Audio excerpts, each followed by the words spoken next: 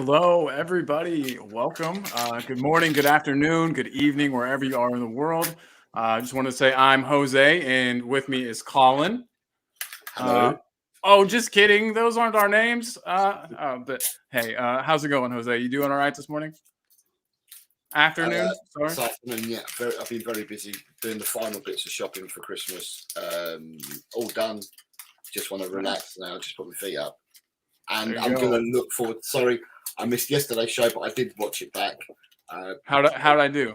All right. I messaged you to tell you how you did. You did let it go a bit wayward at times, but yeah, you done all right. You was on your own. It was tough. It was to cut the cord. You know, it was tough.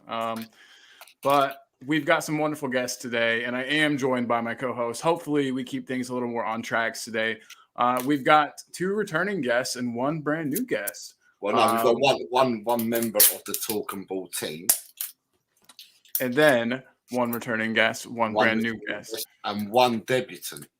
So, guys, let's first of all get a round of applause for the man in the robe himself, Adrian Stroka.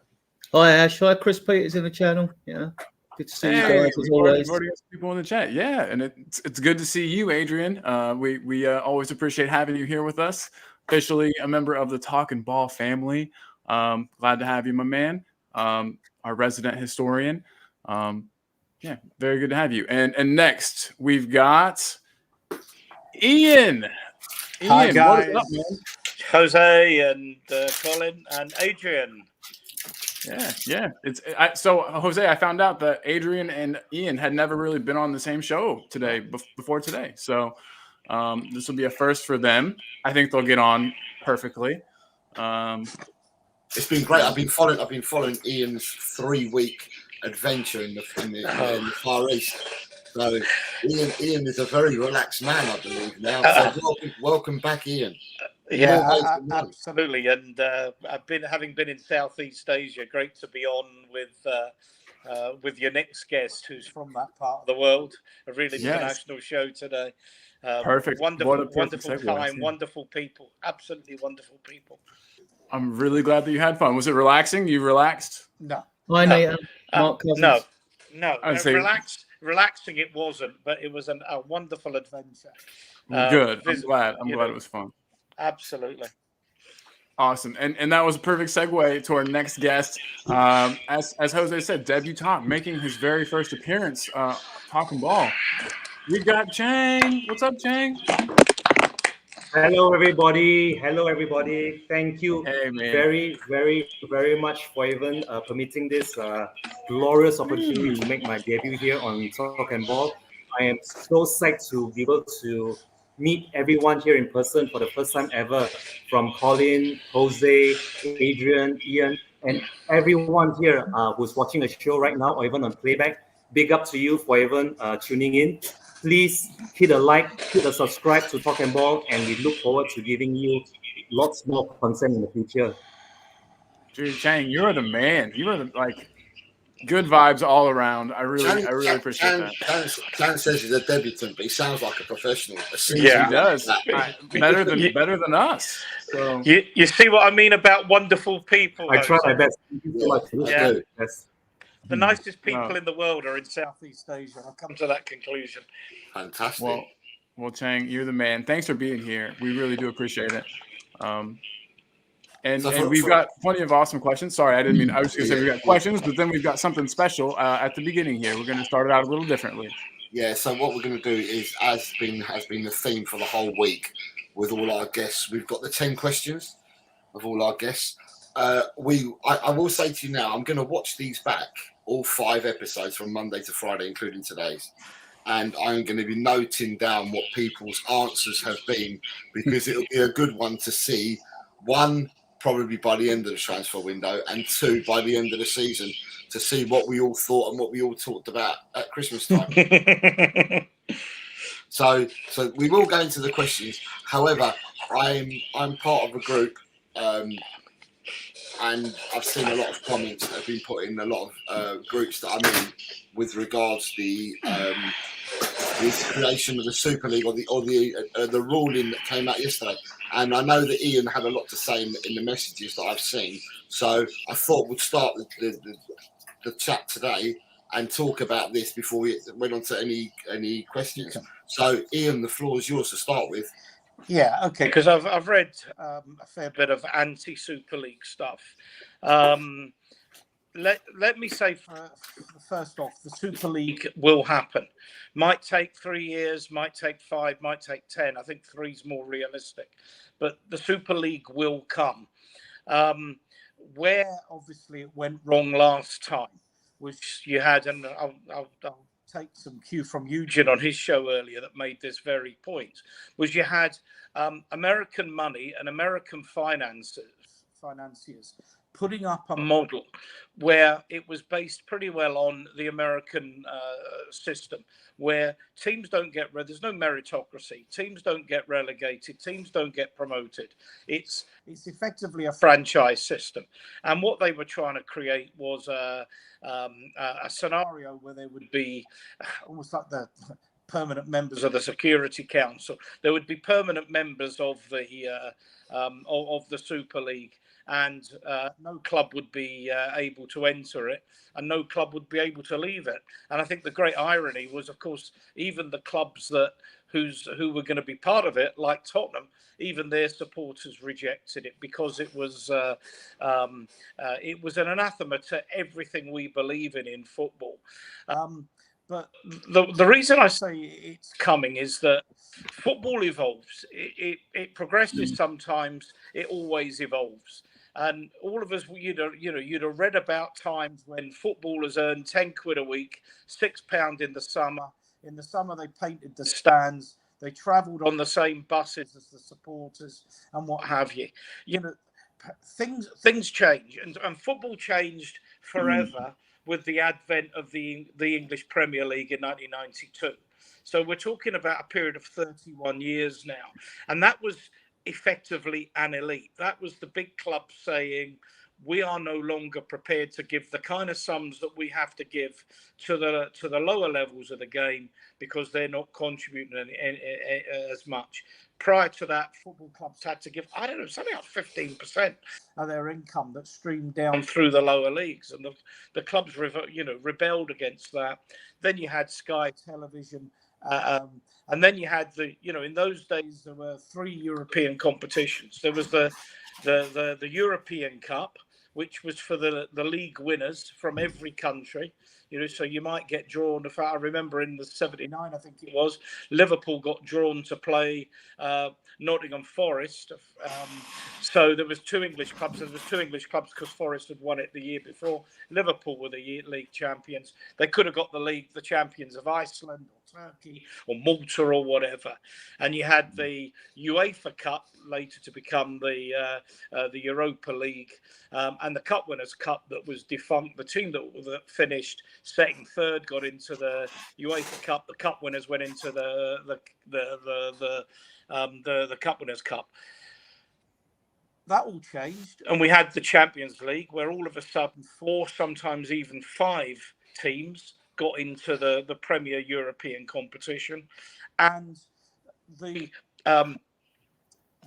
UEFA League, the old UEFA Cup, became pretty well obsolete. People didn't want to be it. And as for the Conference League, no one wants to play in that at all. In fact, teams want to finish 7th. So moving on from that, you look at the last 16, the draw for the last 16 of the Champions League, and there's not a game you would cross the street to watch.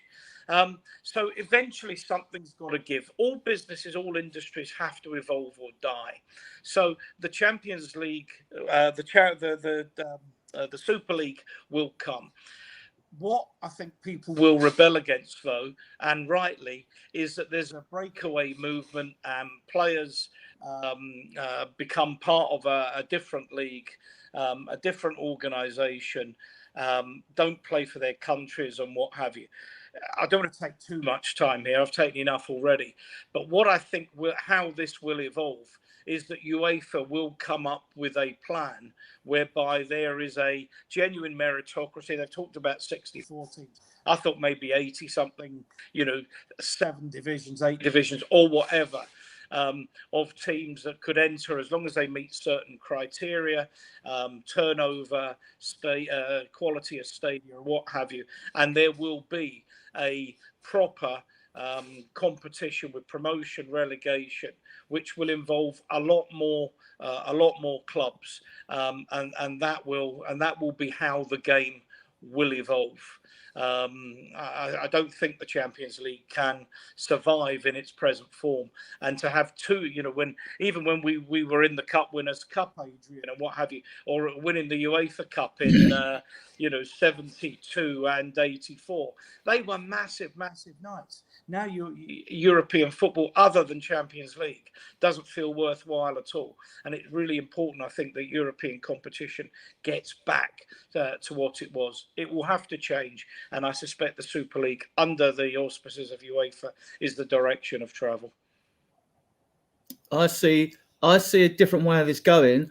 I don't see a Super League with those three proponents for it being Juventus, Real Madrid and Barcelona, basically because all three clubs have been profligate over the years, overspent money, spending £100 million on a player, giving them 500 grand a week, just not sustainable. And they just want to carry on the way they are, because if every team we go in this Super League, they're all going to get 300 million plus to start with. What I see is what UEFA have done now. Oh, and besides that, Man United, Liverpool, Spurs and Arsenal have come out and said, no, they're not going in it. And James Cleverly from the government has said, we will pass a law to prevent it. So what will happen is, I think what will happen, your idea is right, but I think it'll be in a different form because the format for the Champions League has been changed. They're going to have, instead of like you playing 6 games in groups of 4, these groups are going to be expanded. So the more games you get, obviously the more TV money, the more gate receipts you get, etc., etc. So it's a gradual step forward, right? Where we go from there, I don't know. They might end up with like 2 leagues. I don't see a separate league. See, with the Premier League, it's the most watched league in the world. And even if you had a European league amongst all the teams, right, fans around the world are always going to watch the Premier League because it's just more exciting. So you're not going to take anything away from the Premier League doing it. Even like the Saudi League starting that now, they said that would be a threat. It will be a threat to Europe, but it won't be a threat to the Premier League. It'll be a threat to European teams.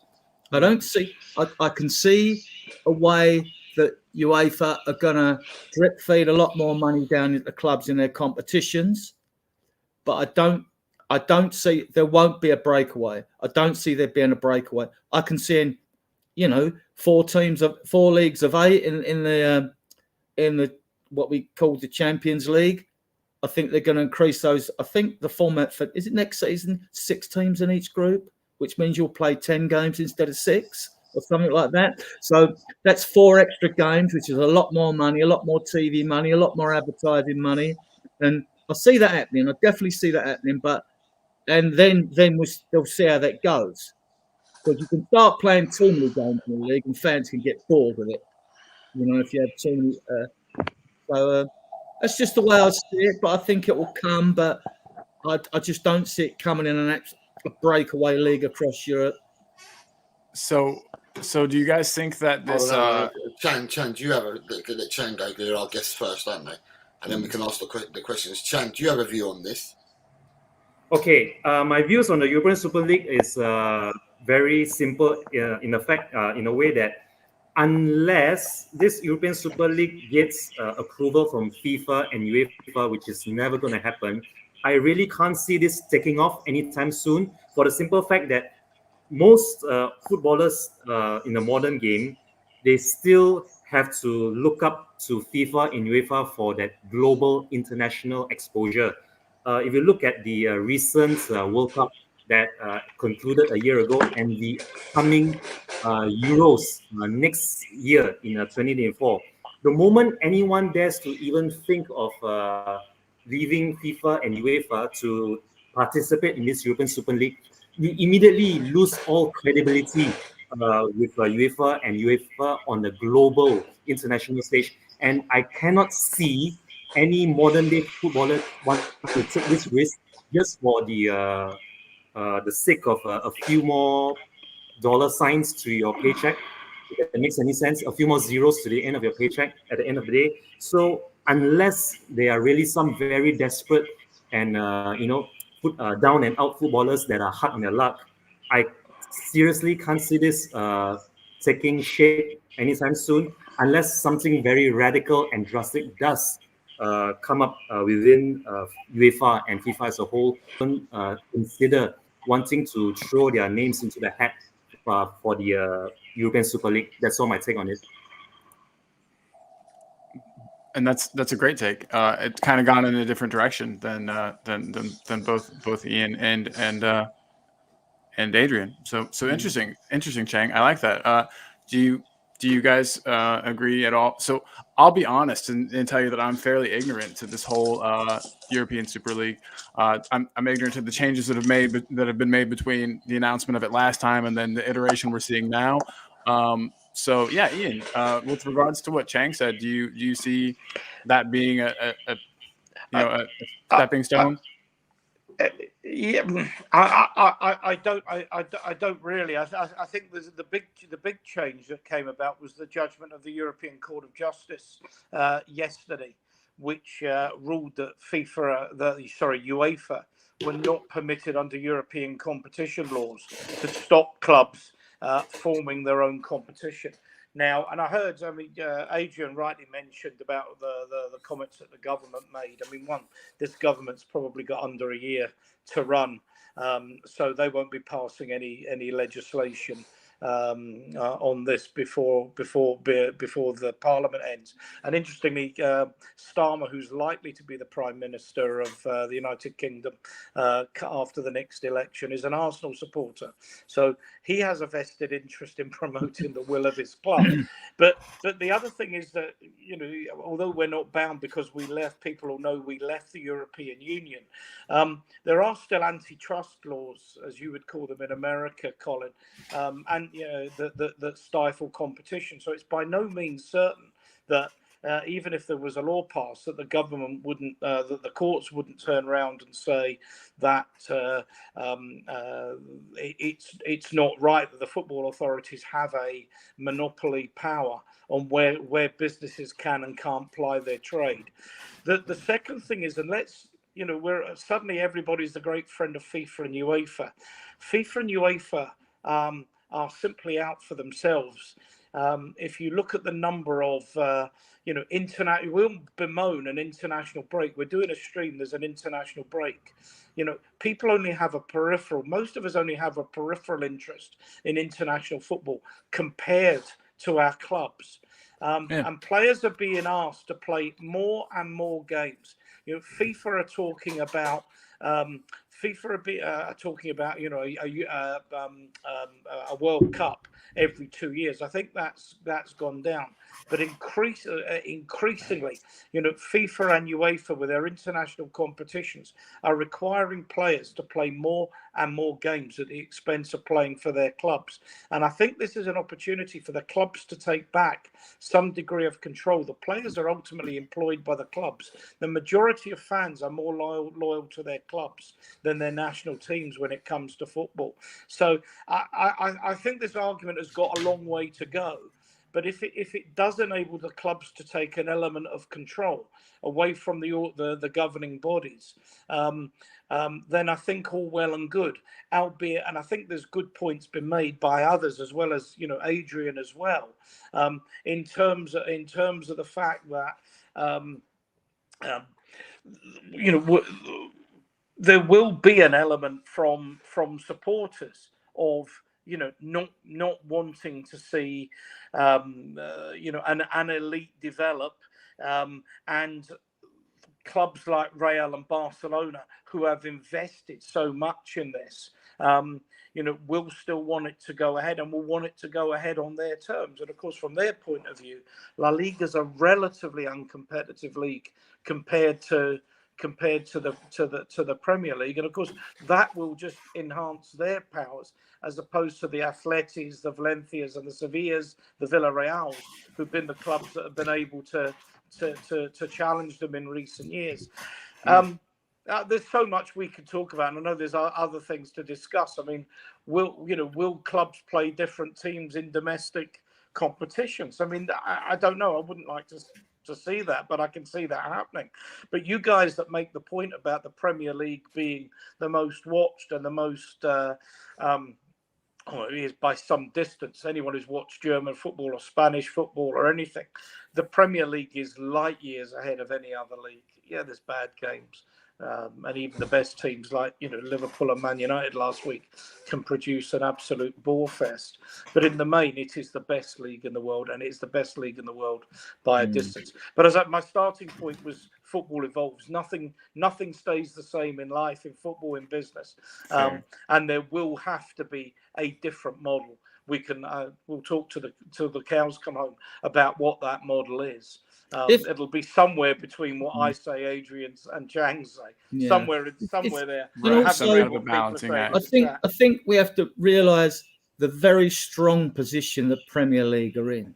Yeah. And they've been easy because if they'd have been totally ruthless, they'd have gone to Sky and said, "We don't want your TV deal. We're going to set up our own TV. We're going to run the show." Yep. That would bring billions into the Premier League. Yep. Now then, we've got two domestic competitions which have lost a bit of value, like Ian roughly said, the League Cup and the FA Cup. Well, that's another thing, yeah. If you bought billions more into the league, even if we fell out with Europe, right? It won't happen. But if we did, right, then you could turn around, you could increase the prize money in those competitions so much. You bet your life clubs will pay more attention to it, right? Yeah. And making more worthy competitions to win, right?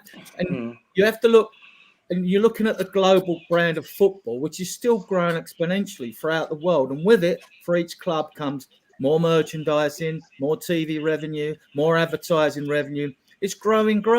It's no, people say to me, "Oh, the Spurs stadium's been fully monetized." I said, nowhere near fully monetized. No. Nowhere near.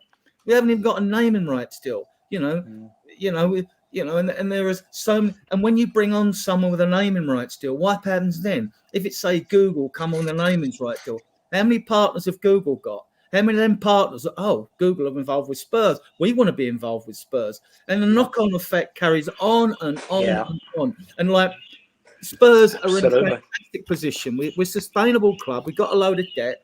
Daniel Levy was seduced by that 350 million or 40 million every club was going to get the Super League because he thought, all my Christmases have come at once. I can clear a lot of the Spurs debt with that, which is a burden, but it's a manageable burden. So, I mean, the Premier League is strong, and we never had this complaint from European clubs.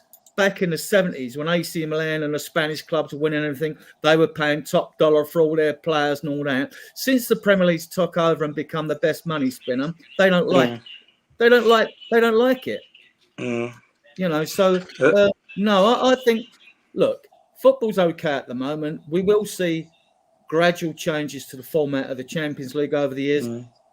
I don't see a breakaway Super League.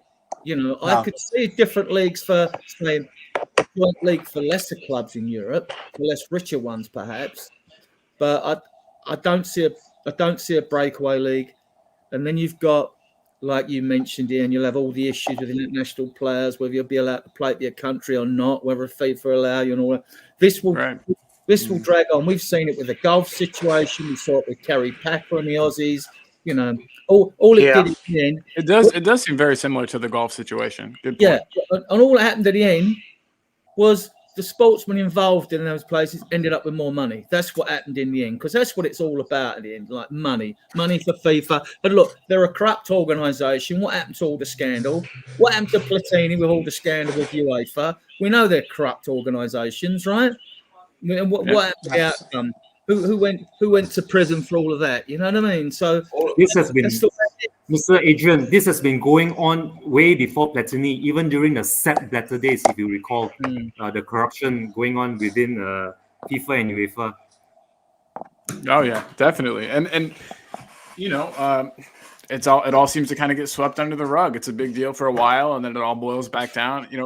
Comes back down to a simmer from their boil, and we all watch our football, and everybody's happy, and we forget about all of this, which is kind of their plan. I feel like that's working exactly how they want it to. I remember being a youngster, and two people that share a stage with me at the moment will know exactly what I'm talking about.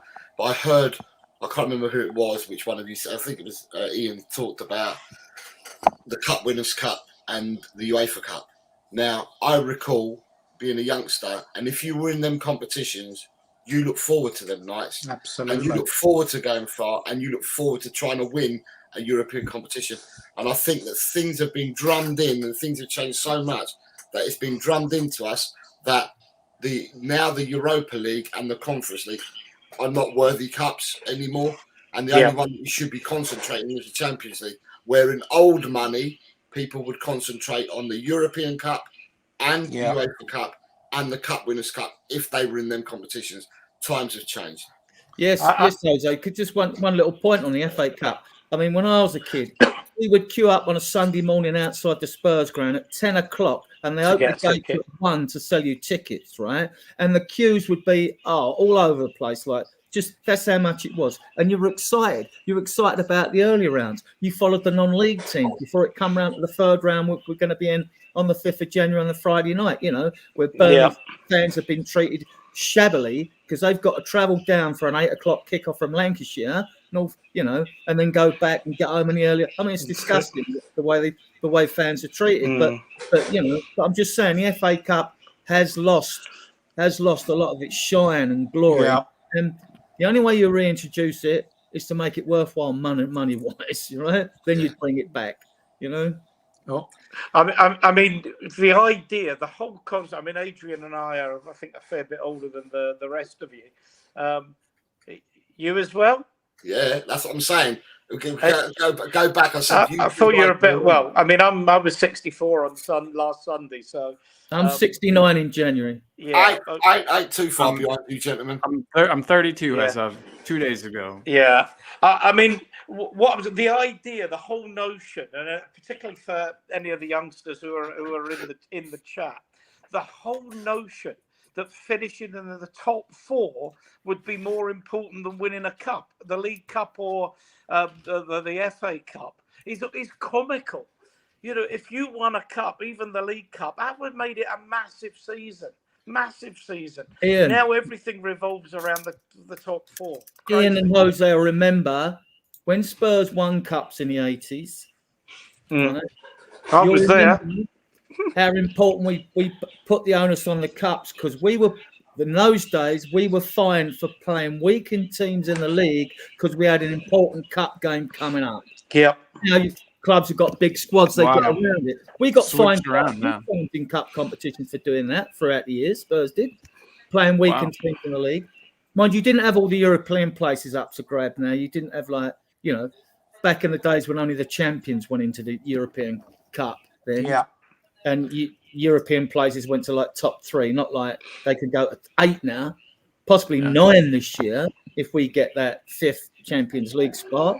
But that depends on where all the other UK clubs doing all the European competitions, and then it's done on that sort of quotient effect, that usual rubbish that UEFA come out with. Yeah. Right. So, for the people in the chat, there you have our opinions on the European Super League. A small bit of our opinions. Yes, a small bit. This could be a whole show dedicated to it. But alas, we need to move the show along. Right. So, as in tradition for the whole of this week, what we'll do is we'll start off with the first question, and what we'll do, we can either start with. Do you know what I'm going to do? We're going to start with Chan. Yeah, we are. Me and we'll Chang are in yellow today too, so we'll go Chan. Chang. So we'll do Chan, then Ian, then Adrian, then Colin, and then myself. Because in the whole week, a lot of these questions, Colin and I haven't answered them, because that means we'd be answering for 5 days the same questions. So we've not answered them yet. So today, Colin and I will give our answers. All right. So let's sing our teeth into it then. The first question is to you, Chang, is what's been our best performance of the season? Okay. If you talk about this season alone in the league mind, let's not even talk about the debacle of that League Cup exit, okay? In the league alone this season, 2 games comes to mind for me. If you talk about the best performance of the season, the first one would be the most recent big win at home. That will be against Newcastle. That will be the first that I would earmark as our best performance of the season. The other one actually that comes to mind, and this actually might slip a lot of people's minds because it's been a few months back now. I was one of the earlier games this season. That very convincing away win. I believe it was against Bournemouth. Please correct me if I'm wrong here. The 5-1 away win against Bournemouth. That was my performance of the season, not just in terms of the scoreline or the goal scorers or the the cohesive team, but also because of the way where all of us saw what Ange Ball was really all about in the flesh. After we were able to come back from that early goal deficit away against the Cherries at Bournemouth. So best performance of the season. I think you mean Burnley away, don't you? Burnley away, 5-2. Burnley away, sorry. 5-2. Yes, that is correct. It was Burnley, sorry, not Bournemouth. Thank you for correcting me there, Mr. Adrian. So it was the Burnley 5-2 away. I believe it was the third game of the season, and also the aforementioned Newcastle home game where we won by 4-1. It's a toss-up between these two games for my best performance of the season. What a lovely answer. What a lovely answer. Right, Ian, same question to you. Yeah, I only saw the highlights of the Newcastle game on my line in my hotel room in Hong Kong. He says name dropping. I was going to say also exactly. Going to go though with the Burnley game.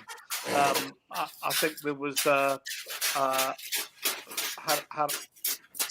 is that me? I've got a lot of background noise there. Is it me? No. It is the Burnley game. I thought we were sublime that day. I know they're not a great side, but it was there's a lot more to come from this team, and I think that the fact that we finished off so much of our good work that day, I think caps it for me. And I'm going to be absolutely off the wall here, and I'm going to say Chelsea at home. I know. Hang on a minute. How can you say we got beat 4-1 in a game? You say that. It was the fact that Postecoglou was so brave, almost recklessly brave, but so brave. The players endorsed it and adopted it. And the third thing is we actually came quite close in that game. 1-8, maybe nicking a draw. But if with a fair wind, we might just have won that game. Dyer's was marginally offside, and there's nothing he could have done to control that. That was a game of very fine margins, Mr. Ian. As it was definitely. Yeah, let me be philosophical. Life and sport, they imitate one another because the making and taking of chances are what determines your success. It's a little bit philosophical, but and then Son went through one-on-one on goal and missed one. We came close to performing a minor miracle, and I was just so proud at the end of that game as to how close and how brave we were. You talk about players just playing for the money and not playing for the shirt. Every one of them was prepared to die for the shirt that night, and I loved it. Yeah, 100%. I love that match as well. And the fact that Ange was slated so much for attacking with 9 men, but that's exactly what he's about, and that's why I love him. So, I agree. That Chelsea match was a good one. Adrian. Well, I was juggling two, Man City away and Arsenal away, and I settled on the Arsenal game. Came back from behind twice. They didn't even score a goal in open play. They got a penalty and a deflection, and we showed such character. Plus the fact we haven't got a point there in ages, whereas at Man City we have won there in recent years as well, which I thought, considering it's one of the toughest away games you can go to, and then being our rivals, I'll pick the Arsenal away game. I thought we were better than them on the day as well, and we should have won that game. Yeah, agreed completely. And it's always nice to go to Arsenal and put up a good display.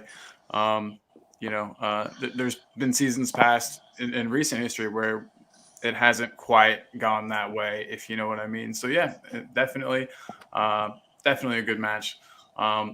My performance of the season thus far would probably again be, it's tough. It's between, for me, the Chelsea match, the infamous Chelsea match now, and then the most recent, the match against Newcastle. I know that Newcastle were playing with the depleted squad. So were we.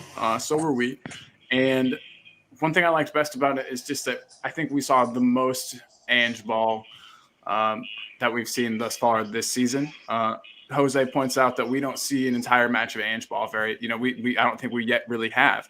We'll see it for periods of time, and then we'll kind of revert back to our more safe side-to-side play for a while, and then we'll attack for a bit and see some more Ange ball. I think against Newcastle we saw a lot of Ange ball, a lot of Ange ball, and so that's one thing that that's one reason why I'm choosing that match, but also the Chelsea match, just because of how galvanized the team seemed. The fact that you're right, they bought into the attacking play, even with 9 men, and 100% on another day, we would have at least got a point out of that match. So that leaves me. So for me, I'm going to give it to 2 games. The first one being Arsenal, and the second one being Chelsea. The Arsenal game, we got told by the whole of the Arsenal fan base that we were never going to turn up and play Ange ball at their ground, and that we would get brushed 5-0. People were saying we're going to we're going to demolish you 5-0. That's all I heard. All the Arsenal fans went absolutely garrity and told us that we weren't going to turn up.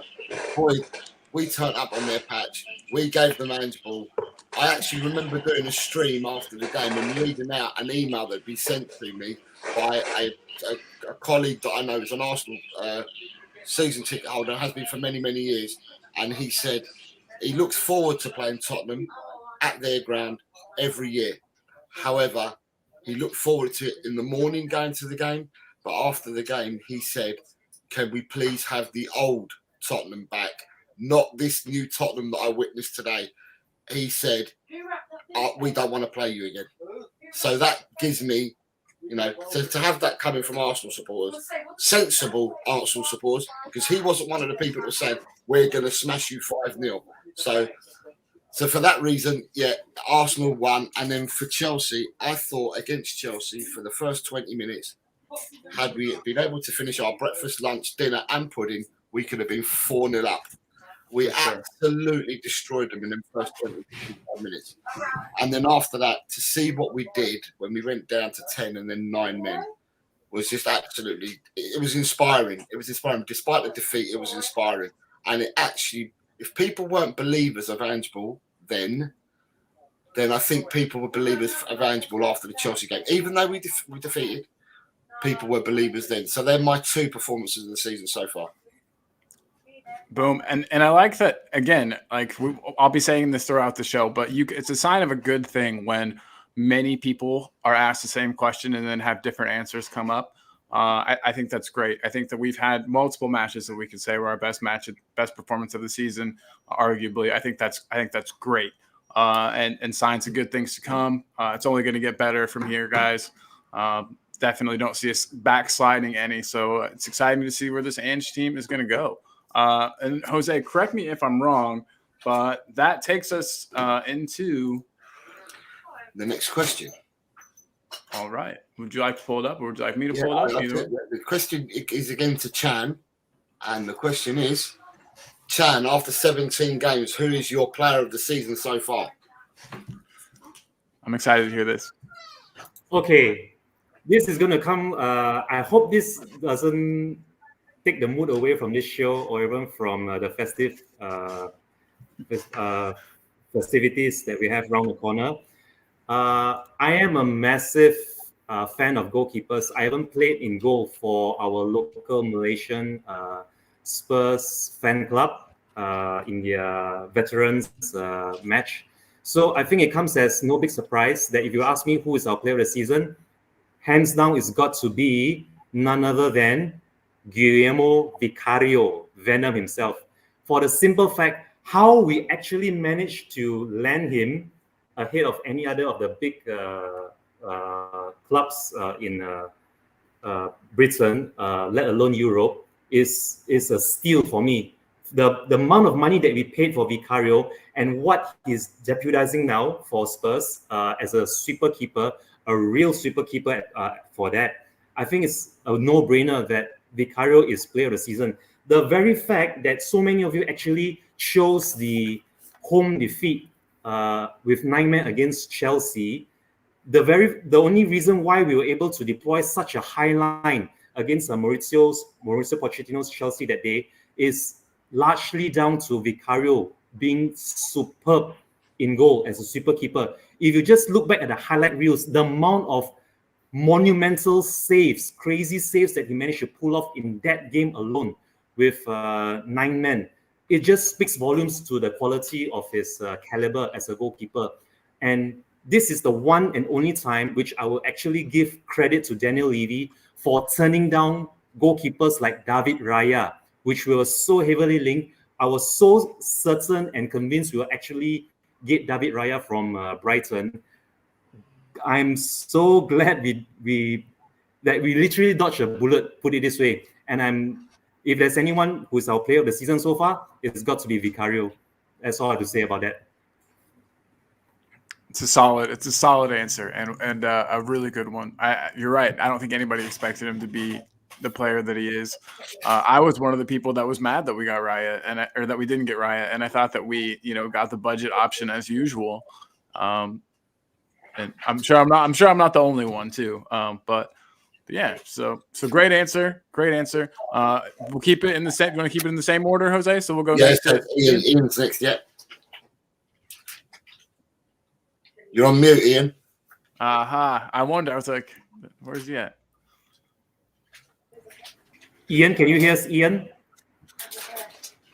We can't hear you. We can't hear you. Maybe jump out and then come right back in. You do need them, to be fair. Ian's on mute. Yeah. We'll give it to Adrian. Although Adrian's been answering every day in the chat, but we'll hear it verbally now. Go on, Adrian. What do you got, Adrian? Oh, it's Vicario for me.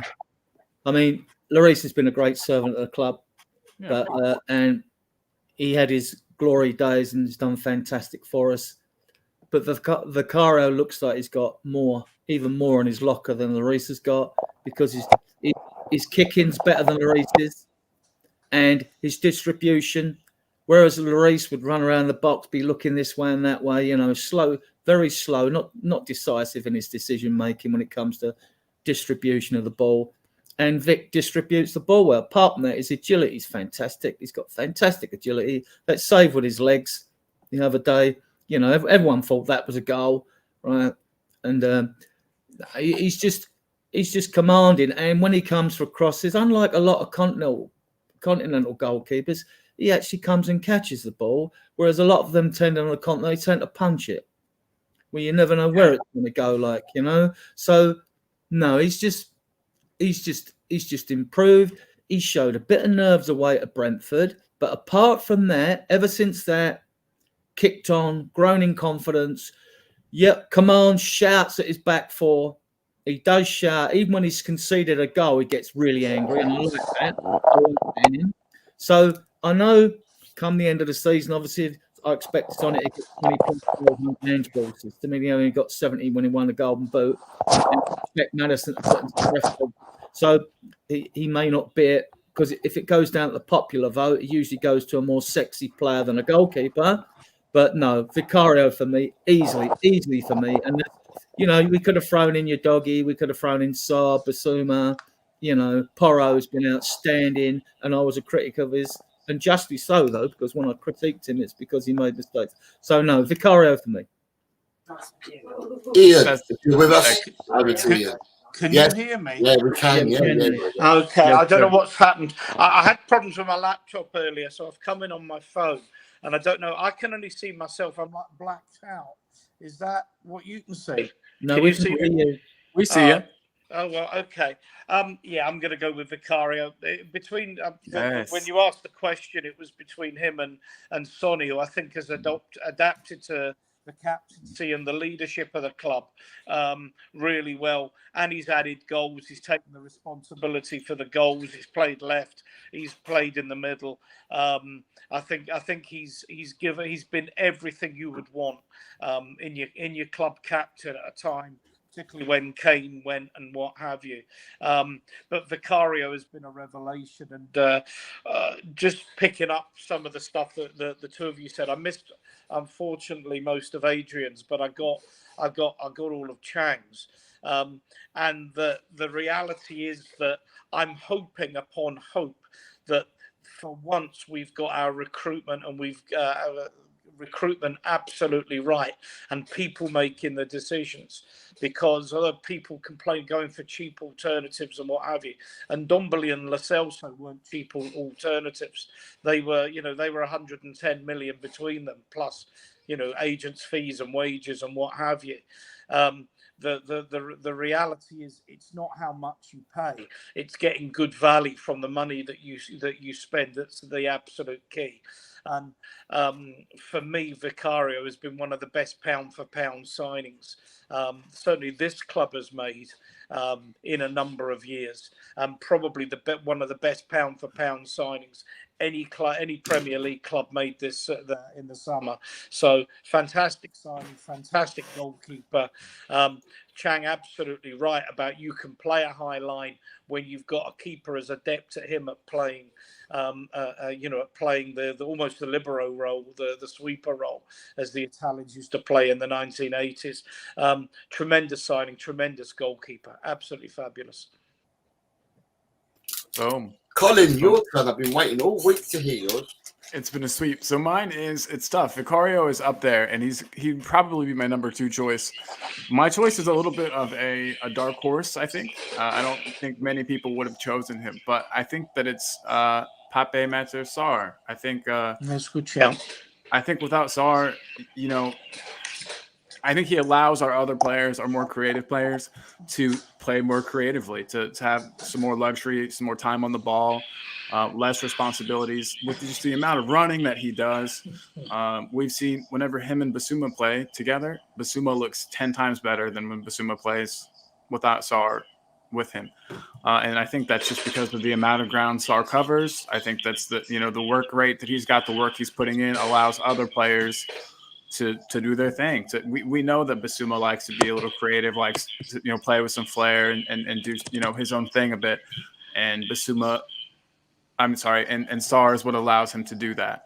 And yeah, I think that without Sarr, the team looks very sluggish. He's one of those players you don't really notice him, but whenever he's gone, you sure do notice it.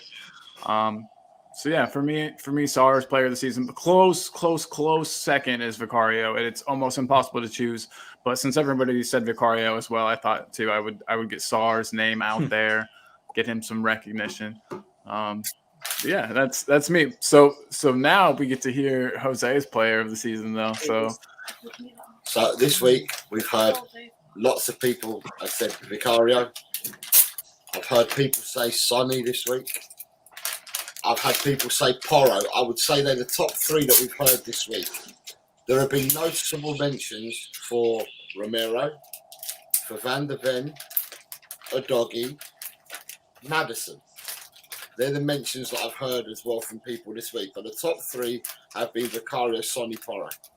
The one player who has not been mentioned all week, who I've saved for today, is a man who has played all 17 games. He's been a mainstay in the team. He's been a profiting player for the team. He's taken all the knocks. He's put in the hard yards. And that is Dejan Kulusevski for me. He has played every position that he's been asked. He's been done everything he's been asked to do. When we play against Chelsea, he was the man who had to keep the ball. He had 3 players around him most of the time. Most of the season, playing out on the right wing, he's had 3 players on him, and he's got away from the 3 players. He cuts in inside. People say that he's got no end product and stuff like that. Well, I beg to differ. He's got goals, he's got assists, and I think he's been a selfless team player for the first 17 games. No one's mentioned him this week. I need to mention him today. Because no one's mentioned him, I have to mention him today. But what I will say is, just to finish off on this point, and I said this the other day, it's really good that we're all talking like this, that we're all saying, do you know what? I mean, if you've watched the shows this week, some of you today have said more than one player as well. You've picked a player and you said, but there should be a mention for this player, or some of you have picked 2 players. Isn't it nice that as a fan base, we can all discuss that we have said basically our back 4, our goalkeeper, Madison, Sarr, Son, Kulusevski. That's 9 players. So we're mentioning 9 players that could be player of the season so far in people's different opinions. That's a good position for us to be in. It means that we must be doing something right. It'd have been interesting if players like Madison and Van der Ven had stayed fit.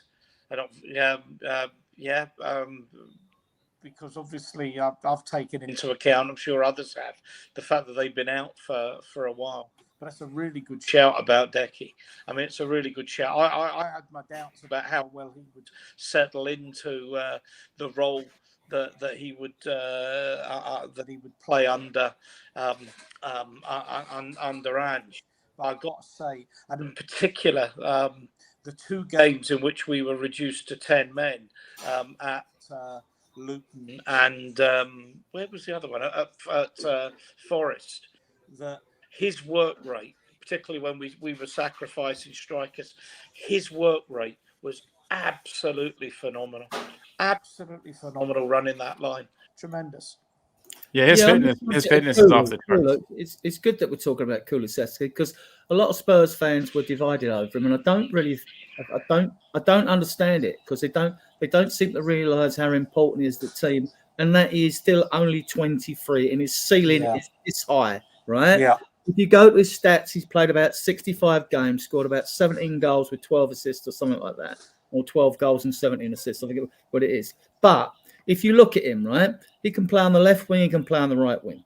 He's so good at holding the ball up. In an emergency, he could play as a number 9. We know he can play as a number 10, right?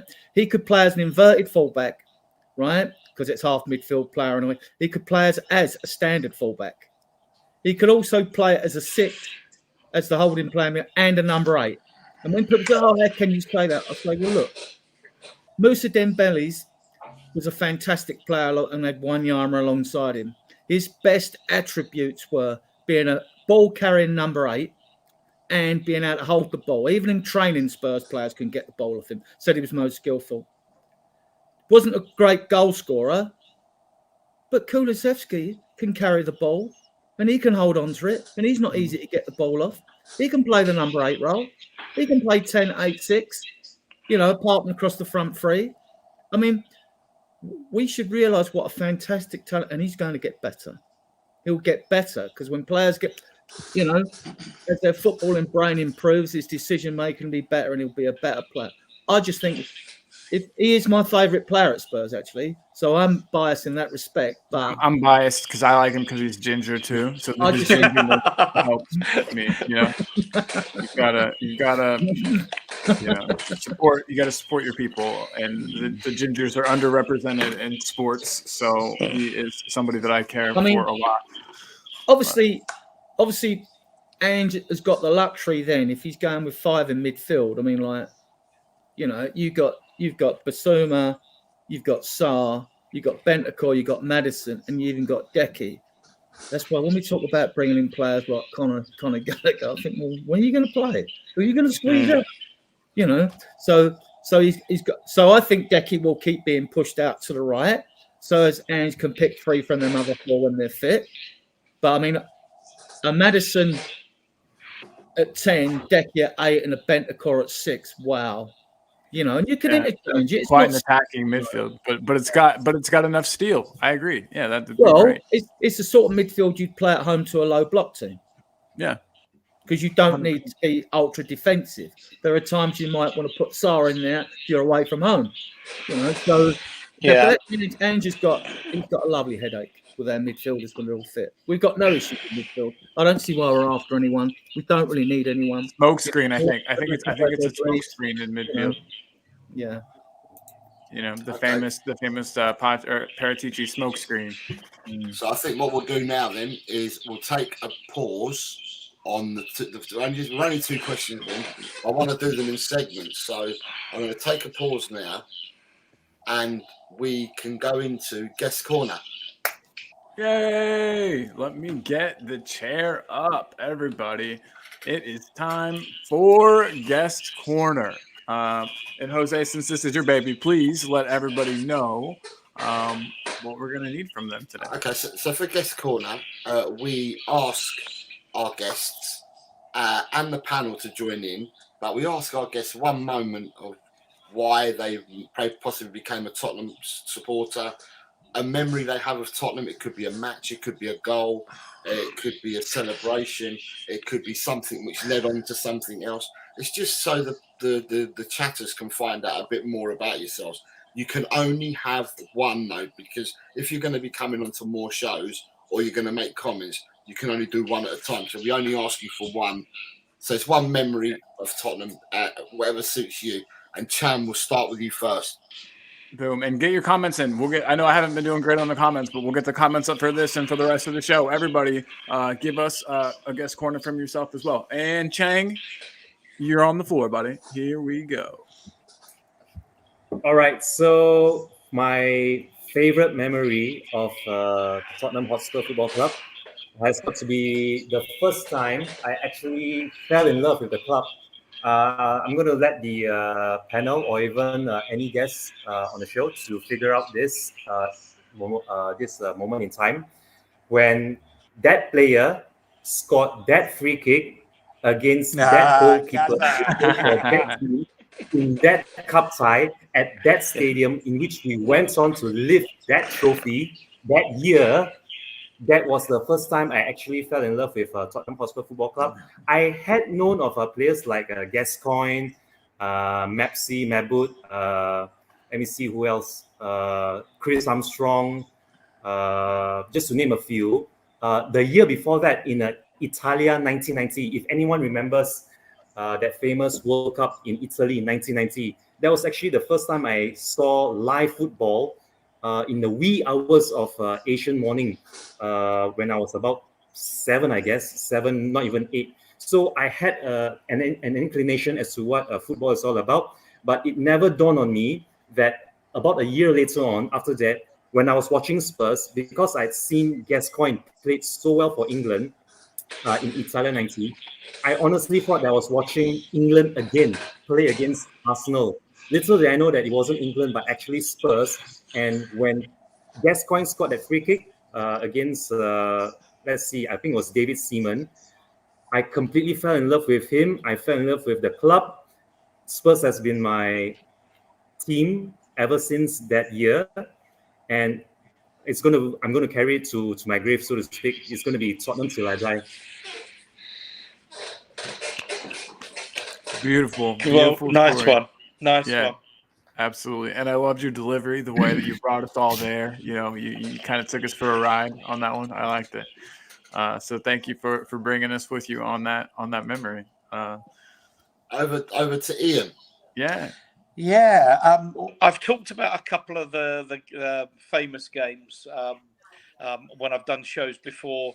Mansfield away in the old second division, 3-3 in 1978, and going to Old Trafford in 1968 for the third round FA Cup, taken by my dad. But I'm going to go back a little bit before that. I used to support, people will laugh at this, I used to support Tottenham and Spurs because Jimmy Greaves played for both teams, till someone told me that there was actually Spurs and Tottenham were the same team. But I also had a little thing for Leeds. I was born in Leeds. And I also had a thing for Leeds. And sometimes, do I really support Spurs? Or, I was born in Leeds, should I support Leeds? And it must have been maybe 67, January 67, or something like that, being at Tottenham. Spurs played Leeds. I remember there was snow on the ground, playing with an orange ball. God, how football's changed again. And Spurs scored, and I jumped up and cheered. And from then, it was definitely Tottenham, and that was Leeds. That was Leeds gone out the window. I was definitely Spurs. Sorry, Leeds. Leeds. So no loss.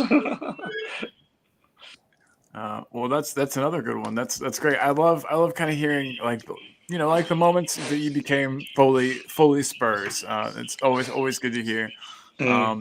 that brings us up to the next person on our list, though. The next person in our list for the questions, and it's Mr. Adrian Stroka himself. I'm excited to know what memory or moment we're getting today.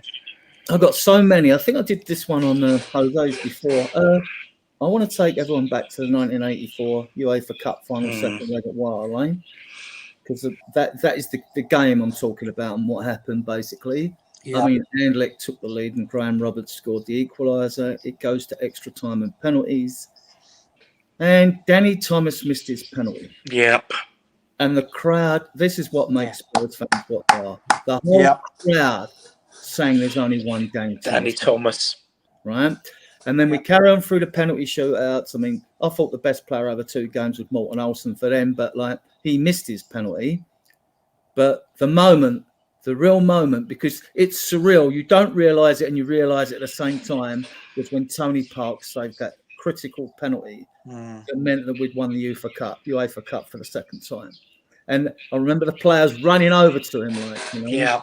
And at first, you've got to take it in when you're sitting in the stand because you're thinking, we've won. You know what I mean? Or, if we won. It just hasn't quite sunk in, you know.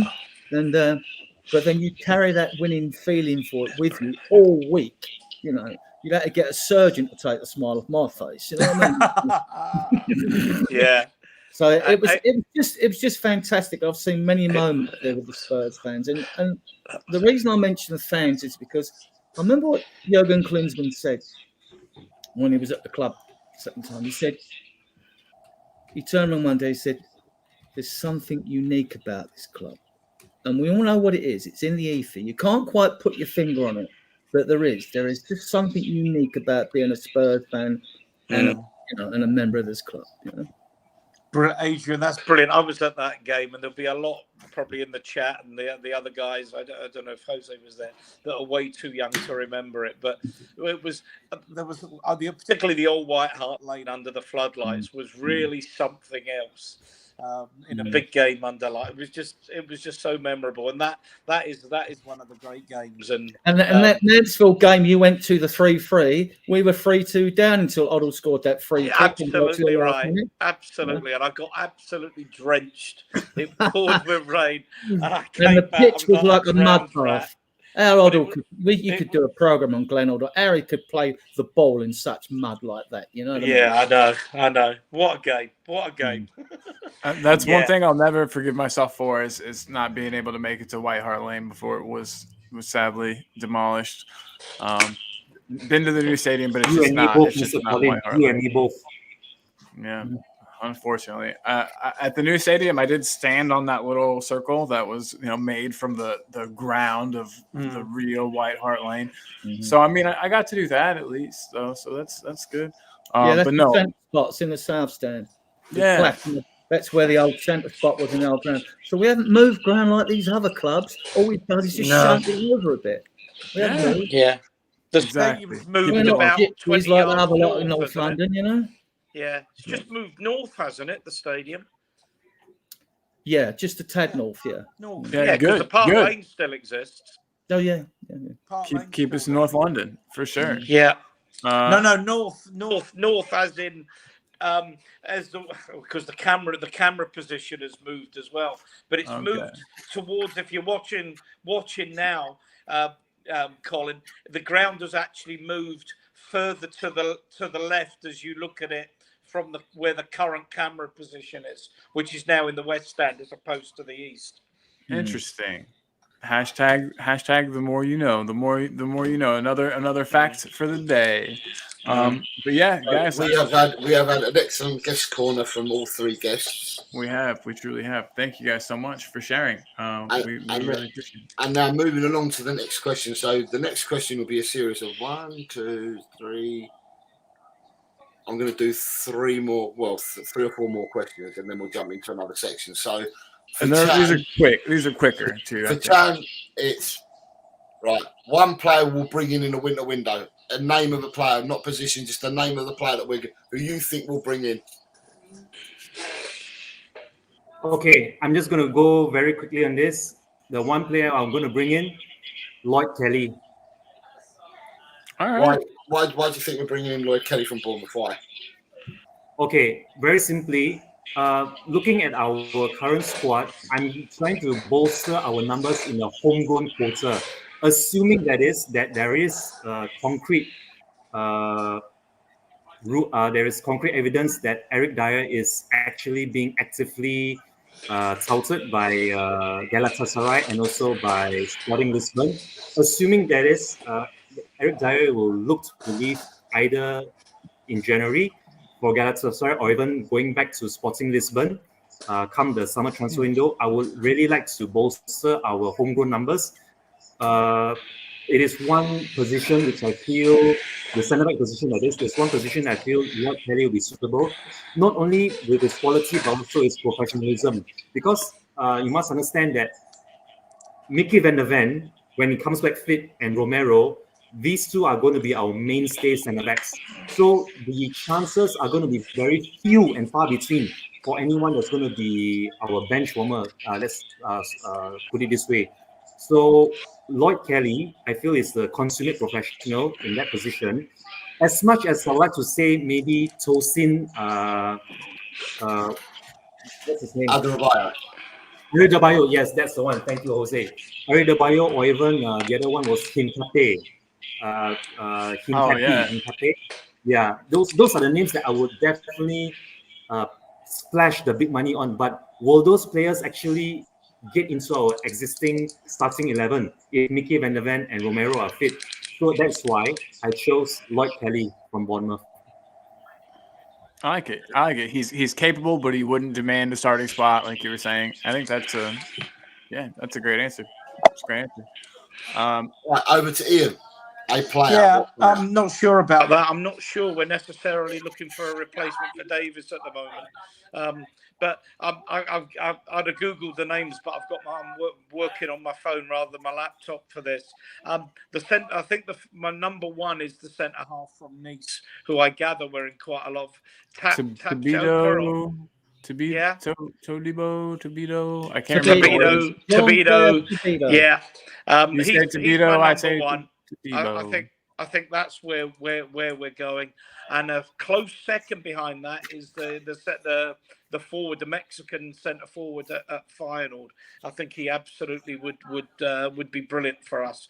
They're the two. I think we need one more up top, one more at the back, and I think they're the two. But the Nice boy, Chopa, is it? Is that how you pronounce it? Todibo's the guy from Nice. That's the name I'll give you. So you have to John Clare Todibo or Santiago Jimenez from Santiago Jimenez. That's it. Both great players. I'd love to have either one of them. So yeah. Adrian, one player, one only, not seven. One. This is difficult, right? And the reason it's difficult because we're getting all these names banned in all the news feeds I go to. And the underlying problems Spurs has is the homegrown issue. We got 5 players. This is why Skip and Sessegnon will not be leaving his club. Then you can add Maddison, Forster, and Johnson. 5 homegrown. Skip. Yeah, well, Skip. Yeah, I've mentioned it. Maddison, Skip. Oh, sorry. 5, right? So you would think, as much as I would like as much as I'd like him, Lloyd Kelly's looking a good option. He's looking like the main man simply because when we look at Tosin Adebayo, what you have to remember is Fulham are in the semi-final of the EFL Trophy. The first leg's on the 10th of January, the return leg's on the 24th of January, and the window shuts at the end of January. So I don't think, if he's got any ambition at all, I don't think Tosin Adebayo's going anywhere. I don't think there was time to do a deal. Unless you do a deal like, well, if we get knocked out of the League Cup, I'll come to your club. I don't think that's going to happen. I think he's going to see out this season at Fulham. But because then he's on a free. He can demand a big signing on fee and everything else. Bigger wages. Yeah, for sure. If it's homegrown, it's looking more like Lloyd Kelly. But then again, that's not difficult because if Bournemouth are in relegation, they can afford to stay to the. So this is hard. It makes the likes of Ben Godfrey, or I don't really want. That's who I was going to ask. A more likely candidate, you know. But then we've been linked with Caceres in Team America, Uruguayan. You know, I would like him Cappy at Bayer Oh, Leverkusen. he looks a player for sure. He's been squeezed out. Tar and Tapsoba, they've changed from a back three to a back two. So Tar and Tapsoba are one's playing for him. So in Cappy, he's left-footed like Kelly. I'd like a left footer. As it's a homegrown issue, as much as I'd like other players, I'm gonna go the same with Chang. I'm going Lloyd Kelly because he can play left back as well, and so can Van der Ven. And we know Ange likes versatile players, you know. So I'm gonna go with Lloyd Kelly. Nice. Okay, Lloyd Kelly. Colin, do you think you can find one? Yeah. Godfrey, you've got me sold on Godfrey. I wasn't until I talked to you a bit about him during the show, during the past weeks where we discussed rumors and whatnot. I think Godfrey would be a great addition. He, like those other players mentioned, can play multiple positions. He's serviceable on the left at least, and. Yeah, I like the look of him. Just watch, some highlight videos, and all you're going to see in a defender's highlight video is successful tackles and things like that. But I liked what I saw. He looks a good player. He looks physically imposing enough. I think he'd be great. So that's my choice, and I think it's realistic. So that's it. Right, so with the homegrown players, I'm just going to say for people with homegrown players, is some people will become homegrown players next year from our squad. Will be able to become homegrown players next season. Is Saar going to be homegrown? Yeah, Saar will be one because he's done 3 years before he was 21, even though he was on loan. Now, I've had an argument with someone else about that, and I checked the rule today. My understanding of the rule is, I stand to be corrected, is that Saar will be homegrown next season. And then also as well, get through this season, yeah, and that 25-man squad's got to be announced again after the January transfer. I think 2 weeks after or something like that. And then also as well, we've got two homegrown goalkeepers that we never ever will use. So yeah, that's where we are at the moment. Right. As for players, I think you've all announced how many players you've all got coming in, and who's coming and whatever. So I think a lot of the names have been spoken about out there.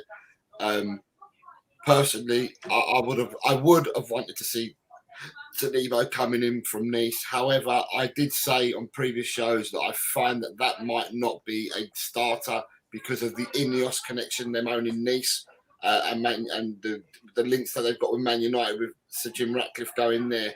So I think he either gets a bumper pay rise and new contract, which then moves his price from 30 to 35 million it is now, and more or less near enough doubles, where it means that teams are going to walk away from it, and then they'll sell him to Man United for 20 million, something silly like that. So homegrown, I don't know about them touching Lloyd Kelly. I know Lloyd Kelly was the buzz in the summer, but he's been injured, and I'm not sure whether Tottenham want to take a risk with an injured player.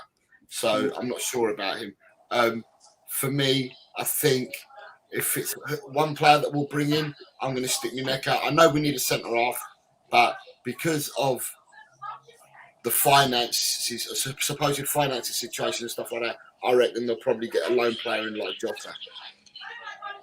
But I know we need a centre half, so I'm just going to say Jota. Right. I think he's definitely coming in. And real quick, I want to say hey to the people in the chat. I just throw out some names of the people that we see here. We've got so many, but we've got. Oh my gosh. We've got Beer Talk. We've got Elias, David Clark, Chris Peter, Mr. M, Donna Severs, some Eltel Cockerell guy. We've got Cosmic Sean, my downstairs neighbor Sean, who's become one of my best friends. We've got we've got Jacob Walraven, United Spurs of America himself. Dry Roast Peanut, Alex Hilton, if I didn't say him. So many people. Nita's been in the chat. Thank you to everybody for joining in. We really appreciate all of you guys. Thank you so much to everybody who has joined in. You guys make the show. It wouldn't be anything without y'all. So thank you very much for that. And so Jose, we've got through the player that you'll bring in.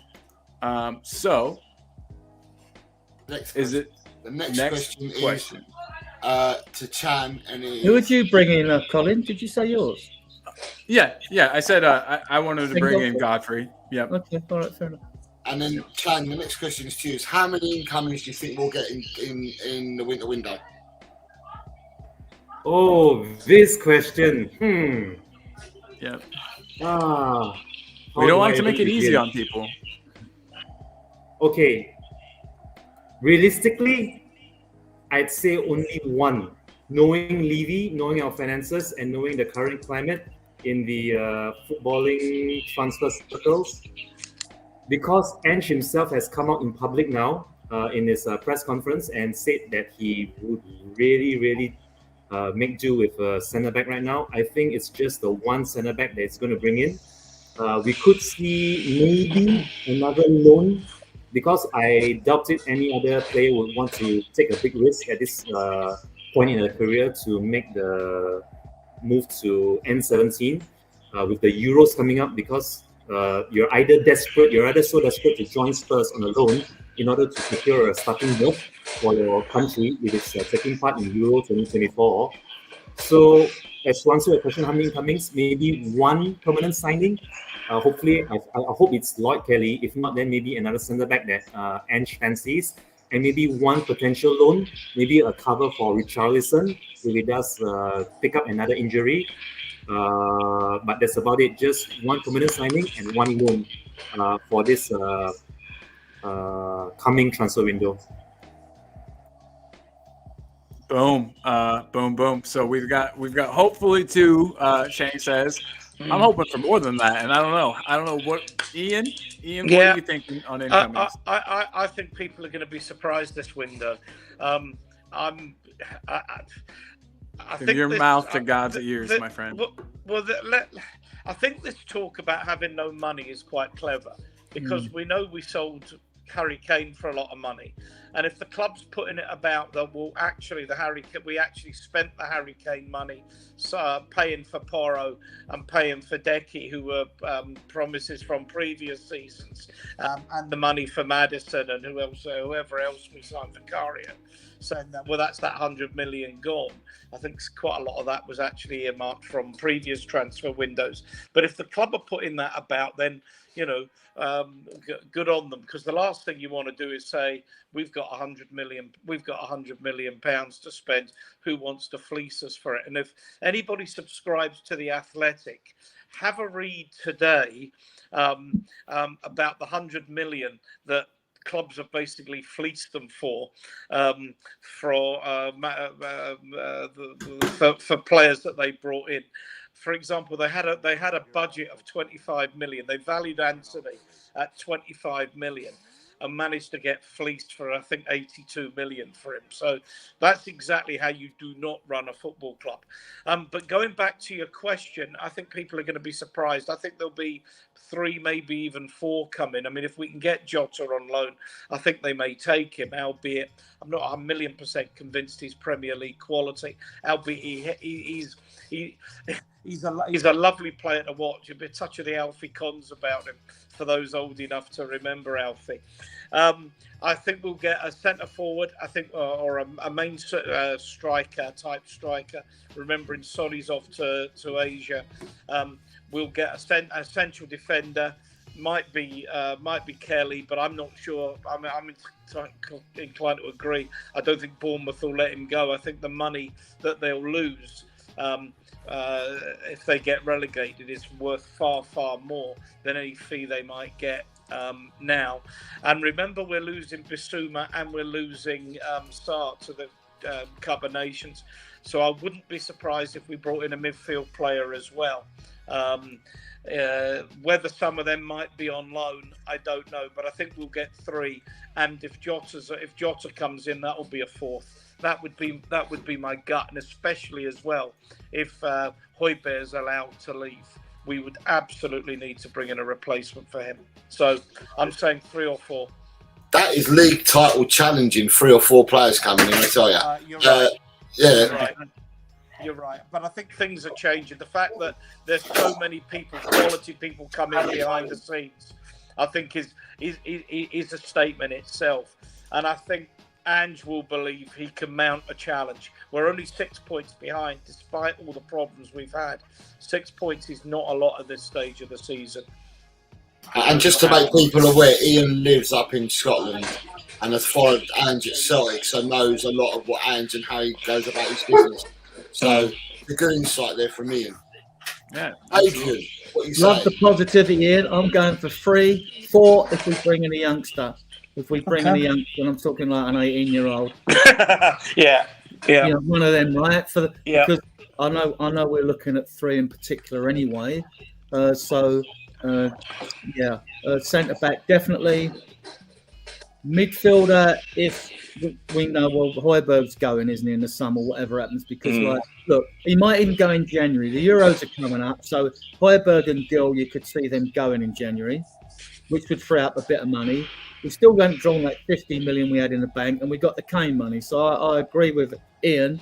Right, there's money there. Don't worry about that. And you don't need an absolute fortune to buy players. All you need is about 45 million. If you go to a club and go like, here's 15 million down payment, they'll bite your hands off for it. These clubs in Europe are skint, right? I wouldn't be surprised if Paratici's working as a consultant with Langer in the background. Yeah, I wouldn't be surprised, as we've been linked with players in Italy, again, as usual, Juventus especially, right? So that wouldn't surprise me. Even the Torino centre-back we've been looked at. I'd go with 3. I mean, I could mention the kids' names we're interested in as well if you want to hear them. But, so I'm looking at one of them possibly a loan, as Ian says. Jota on loan because of his wages. Yeah. But I do question why he went to Saudi Arabia just for the money and lack of ambition at his age of 24.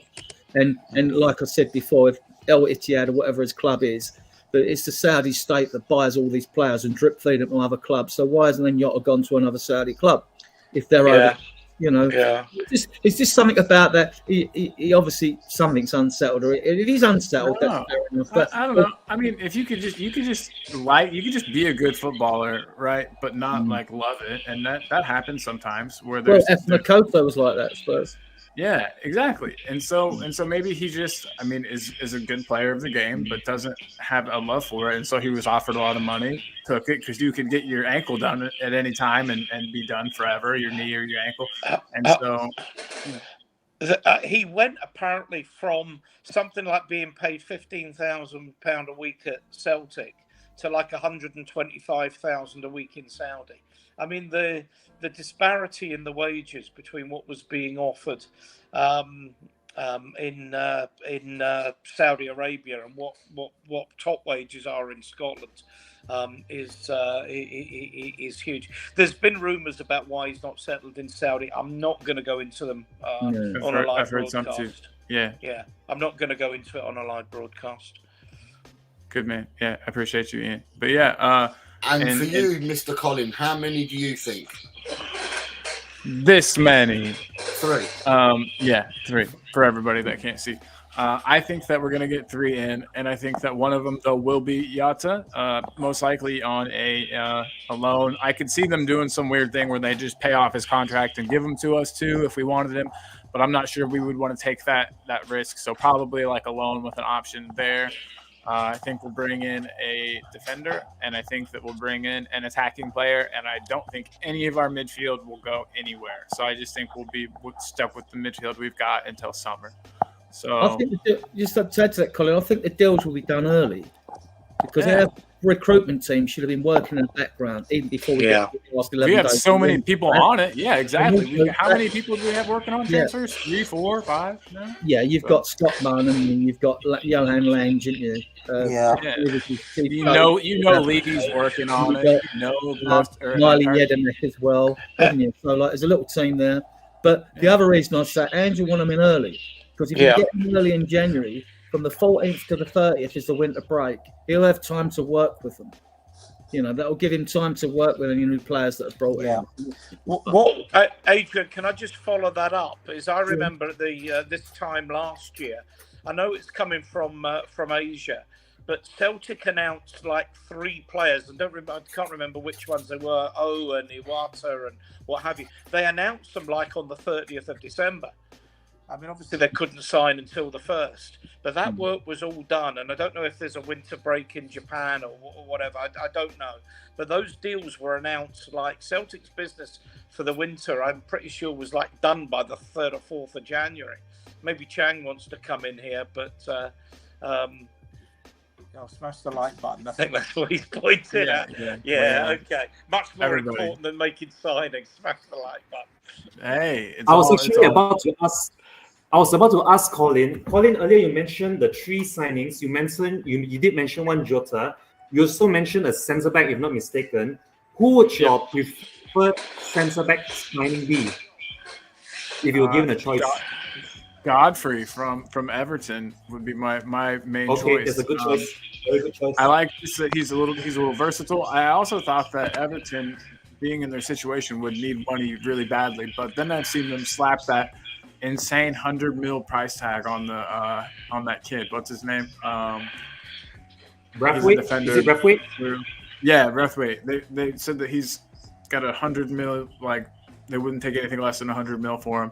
So if that's how they're acting with him, then I'm not sure that that Godfrey will be as cheap as I thought. So might have to reevaluate that one. I don't know. I don't know if Everton are looking to sell. I mean, I know they really need players to stay up this season. What with their 1 points deduction, possible 2nd points deduction coming. So yeah, it might be tough to get players away from Everton. So Lloyd Kelly might be the better option. I've also always liked Tosin Adarabioyo. I thought he was a good player, but he supposedly was. I think he's been worried about playing time. I don't know if he would come. There's stuff where he wanted to go to what was it? Somewhere in France. I don't know. He wanted to go to another club, Monaco, over us in the summer. Not sure if he'd come. So it's tough. You were saying that you wanted Lloyd Kelly. Not a bad choice at all. I wouldn't be upset at all with the Lloyd Kelly type signing. I think some fans would, though. Some fans would say like it's not a big enough name. I also would be fine with the signing I had never heard of. You know what I mean? If Ange has some kind of list of players, you know, that he's caught eye of that nobody else has, or some secret, you know, plans he's got, you know, cooking up, I'd be happy with an Ange special that I've never heard of. You know, somebody from the J League or something like that. That'd be sweet.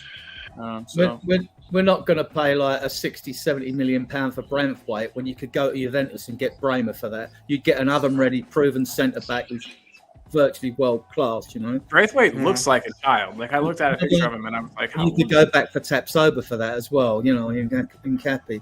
But one name that's crept up again is Sebastian Caceres from the Uruguayan. Argentinian. Jose knows a little bit about him.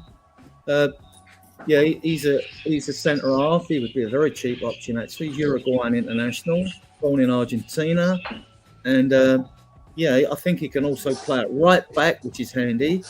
I don't rate Emerson at all, but there you go. A lot would depend upon his.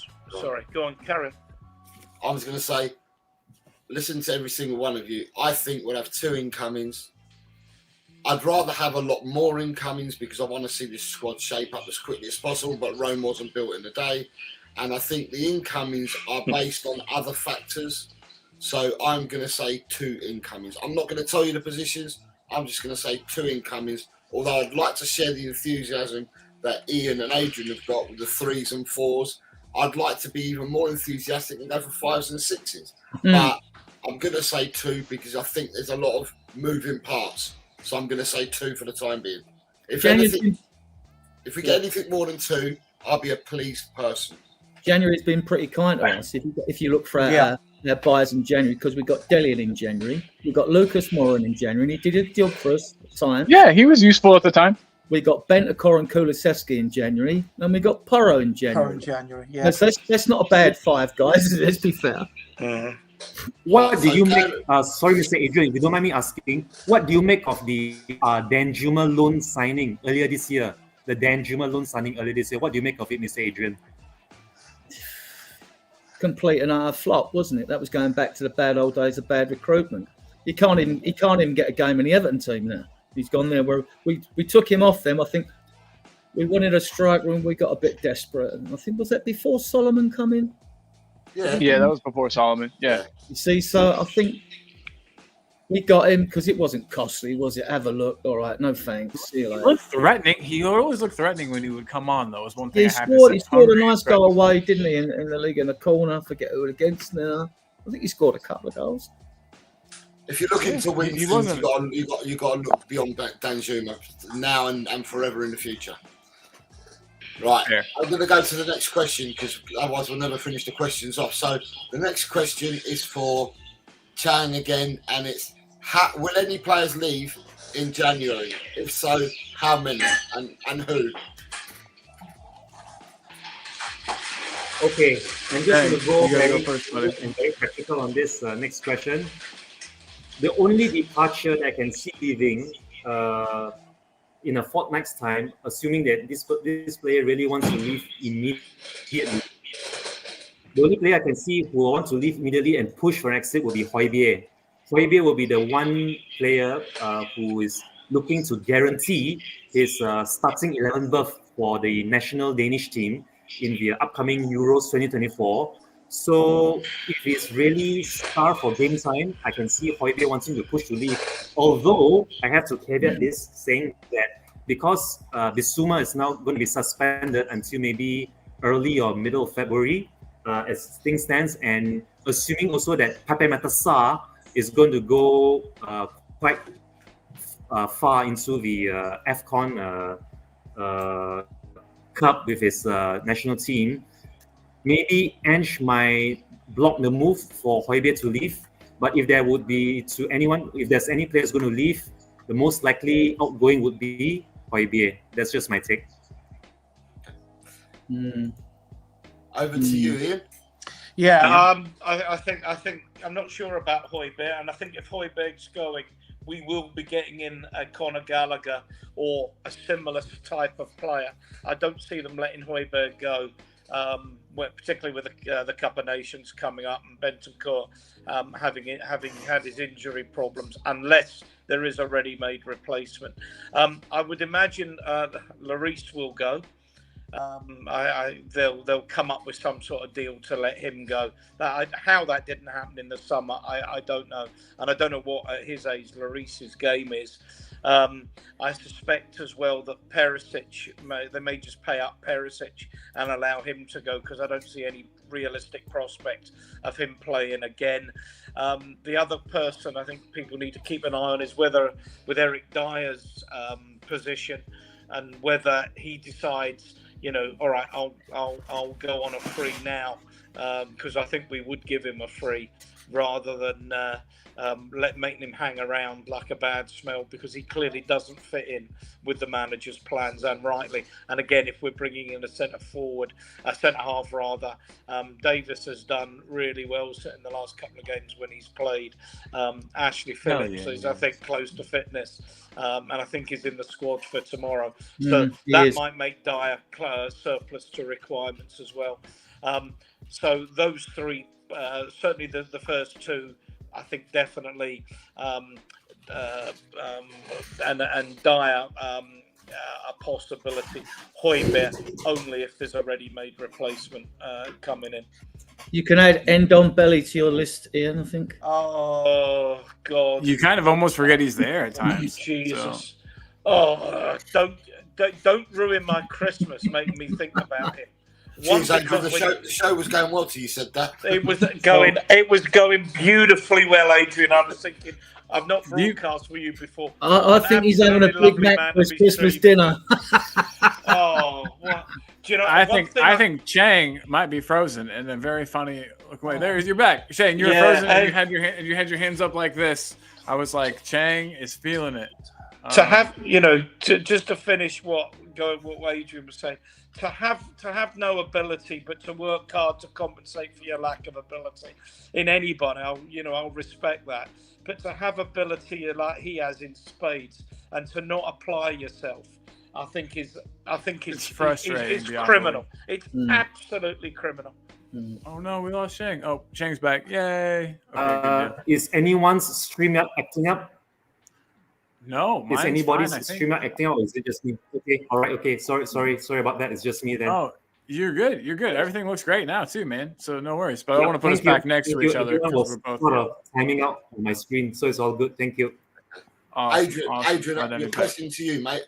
Will any leave in January? Well, I mean, Dyer and Lloris are pretty good, and Ndombele could be paid up. You know, I mean, I'm just wondering whether like there's been German clubs and other clubs interested in Reguilon, so he's at Man United. They might even want him, so we'd get some money for him. Like I said before, Sessegnon will say Perisic will go.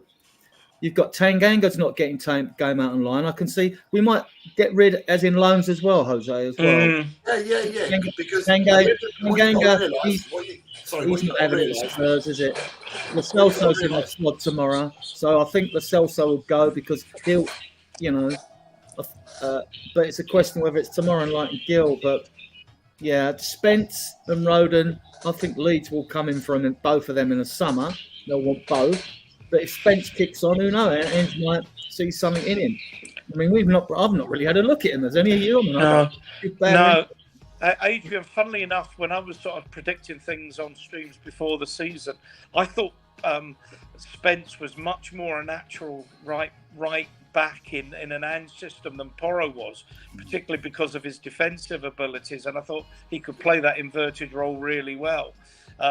Clearly, what's wrong with him is probably the same as Ndombele, is what's going on in his head. But I wouldn't rule out Spence coming back and Porro being, particularly if you wanted to play Decky in that number 8/10 role alongside Maddison. That would free up Porro to play wide right, which I actually think is a role that would suit him so well under Ange.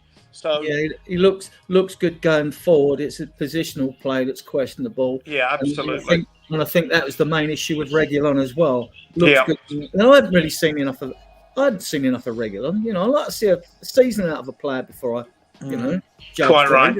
And you like, you know, but like Spence, like I say, looked good going forward. He's playing left back for Leeds the other day, so and did well. Had a good game apparently. So. I haven't been watching him closely enough on this loan. That's my bad. I need to be doing more of that. And just another question for you guys. I mean, with the whole transfer situation, we've been linked with Conor Gallagher, we've been linked with Phillips, right? But we know how good, if we put Decky into the mix of 5 of our midfields are, is Conor Gallagher and that going to get a game? You know, is Calvin Phillips going to get a game? And where are you going to fit him in? Only if I propose Stark over either of those two, you know? But I think the only thing I'll say to caveat anything that we're talking about today is that when you announce the squad to finish the season off at the end of the transfer window, you can only make 3 changes to your 25-man squad. So if you're going to bring in 3 players or more, the players over 3 players will have to be under 21 players. Otherwise, you can only register 3 players. So just be mindful. Yeah. Well, I think for one of those guys to come in, one of the guys that you mentioned, we would have to get rid of Højbjerg. I know Conor Gallagher and Højbjerg don't play like the same exact midfield position, really. Like that Højbjerg is more of a holding mid than Conor Gallagher is. But well, you've got Dyer, Lloris, Perisic, and then Ndombele are 4 foreign players. If you've got a shot of them, that frees up a lot of spaces. Absolutely. Yeah. But our midfield, like you said, is so congested that I think without Højbjerg leaving, that we don't bring in another midfielder. And that's why I think, and the reason I hint on him leaving, if you notice, like Skip's been getting a little bit of game time recently. Yeah. It might be the time that, you know, Højbjerg, you're going either January or later. He'll want Chang, how would you feel about that? Would you be okay with Højbjerg leaving? Yeah. Chang, what about you, buddy? Okay, sorry about that. I was on mute. Yeah, this goes back to my original suggestion for Højbjerg leaving. Honestly, I would really love to see him stay because he has been the consummate professional in the squad, and he has really done great things for Ange and the team whenever it's been called upon to take to the pitch. However, the question remains, will he get enough game time for him to have a guaranteed starting berth in the Danish national team come the Euros 2024? So I think it will be down to the player himself to see whether he wants to push for a transfer notice, and whether Ange is happy for him to remain in the squad to deputize for both Hatem Matassa and Bissouma when they leave for the AFCON. Great answer. Great answer. Yeah, absolutely. And how much? It's a lot of moving parts. How much do you think Conor Gallagher or Calvin Phillips would cost us, right? You're asking me? Are you asking me, Adrian? Any of you? Like, really? Yeah, I think you're looking at 50 million anyway, aren't you? In today's market. That would be my price range as well. 50 million will do it. Will do the trick. What for Conor Gallagher? And what about Calvin Phillips? Same, similar, yeah. 50, around the 60 same price range, maybe around maybe 50 or even 55, but not more than 60. That's for sure. Well, I wouldn't go for either of them. I'd take 30 million of that money. I'd go to Royal Antwerp and I'd give him 30 million for Arthur Vermeeren. He's 18 years of old and the kid is absolute class at 18. He dominated the game against Barcelona, I think, for him and scored a goal. You know, I mean, everyone's looking in at Europe and with good reason. The kid is quality and you'd get him for that. You'd get him for 30 mil. Yeah. Right, Yeah. I'm gonna move it along to the next question because otherwise we're going to stay on this one for too long. So, right, Chan, moving on to you. Right, is who will be our player of the season come the end of this year? Who is our player of the season? You had 17 games so far. We have another 19 games to play. No, another 21 games to play. Right. So, who do you think we'll be talking about as our player of the season come the end of the season? Is it still Vicario for you, or will we be talking something else? It's going to be Vicario for me. Okay. For the simple fact, because Mickey Van der Ven will still be out for a few more months. Hopefully he'll be back soon. But not for long. Until we get both our centre backs back fully fit, and until we can get the likes of Bissouma or even Hatem Matassa or even Bentancur back, we're going to need a lot of skill in the back line. I am looking towards Guillermo Vicario to be our player of the season and really solidify that back line, and hopefully we're able to build on that, on Vicario being our stand-up player of the season. And here's to Vicario being our mainstay number one for many seasons to come. Not only but for many seasons to come as well. Here. Yes, sir. Ian, who's going to be our player of the season at the end of the season? Yeah, I'm hoping it's going to be Maddison. He made a fantastic start to his career at Tottenham. Played like he's always played for us, and that takes some doing. If we're going to be really successful, and that's push towards the top of the league and push towards the FA Cup, it will be players that score and make goals that will be the ones that make the difference. So I'm going to go for a more forward-looking player. I think if we're relying on Vicario, we're not maybe pushing on as much as we'd like, Chang. So I'm going to go with Maddison in the real hope that that's a sign that we're scoring a lot of goals, creating a lot of chances, and maybe even winning a cup and pushing for the league in those last 21 games. Like I keep saying, from your lips to God's ears. Sorry about that. Right, over to you, Adrian. What do you think? Who's going to be our player of the season coming in the season? Vicario is going to be our player of the season because he's going to save us over 20 odd points during the season. Be instrumental in the fact that when Son lifts the FA Cup and we finish third in the league. And Colin. So I'm going to say you went for Kulu up. Who did you go for player so far of the season? I think so. Player so far of the season. Yeah, who did you go for earlier? You went for Star. Sorry, I went for Star. But I don't think Star is going to be our player of the season. I think our player of the season will most likely be Vicario, like everyone else is saying. But Van de Ven, if he comes back, if he's able to come back and play to the level he did before, he was such a good sweeper back there. He did all the sweeping that Vicario was having to do with his speed. So VDV might also edge it if he can come back and finish the season strong. Okay. So for me, I'm going to go completely left field from everybody, and I'm going to throw it out there because it's our show anyway. I'm going to go for fully fit Rodrigo, the governor, Bentancur. Good Because Bentancur, in 27 minutes that Bentancur played, he showed what I've been screaming about for the last 18 months. This guy, once he gets a run of games together, he will be considered world class. He is absolutely brilliant. And I want Bentancur to come back fit. And I was going to say this anyway, but there was a comment from Alex Hilton that he put on there just now. Yeah. And this is our player of the season, and this is Alex's comment. Can I just quickly add to that, Jose, on Bentancur being your choice for player of the season? Do you seriously think that Bentancur will still be the same Bentancur when it comes back from injury, or will there be some negative ill effects from his prolonged time on the sidelines? Okay, so I said if he comes back free of injury. I don't know. Did anybody else? Did you see his appearance for 27 minutes in the Villa game? Yeah. He was great. Absolutely He was excellent. different gravy. Complete different gravy. No one could get near his ball playing, his awareness. He looks so comfortable. He never looks like he's going to be dispossessed. He always plays the right pass. He does everything absolutely properly. He's cream to have in your team. He's pure cream. He's a delight. So, but yeah, the comment that we had a minute ago. Sorry, I just wanted to go back. What did Alex Hilton say? There it is. Bentancur, when he scores the FA Cup final winner, will be our player of the season. Yeah. Well said, Alex Hilton. Sorry, and there's the man himself right there. Alex Hilton, Scott M, Daniel Lee, and there was somebody else.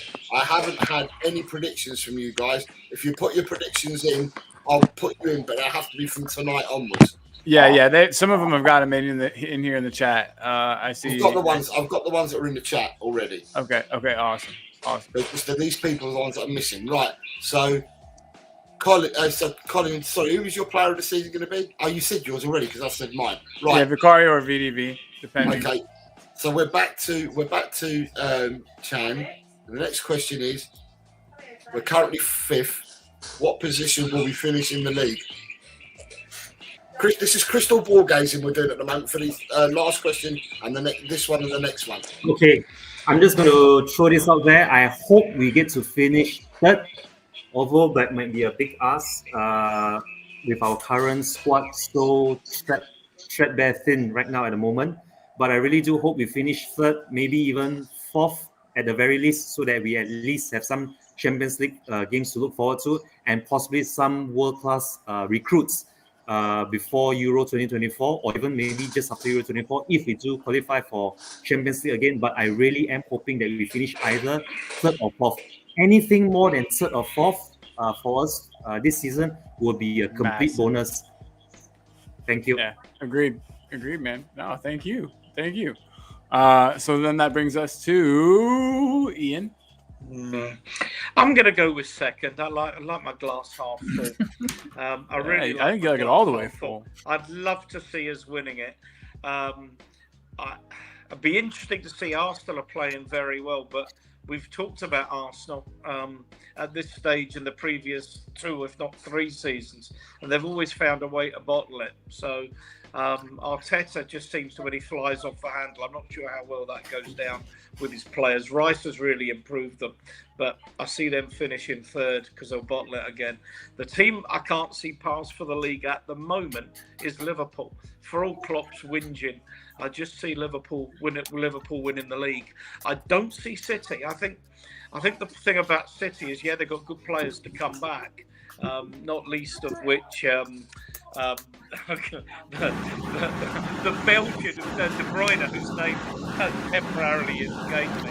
You got it. That's is gonna come back, but I just think it's so difficult after they won the treble last year to keep motivating yourself week after week after week to do it against. And we talked about the strength of the English league.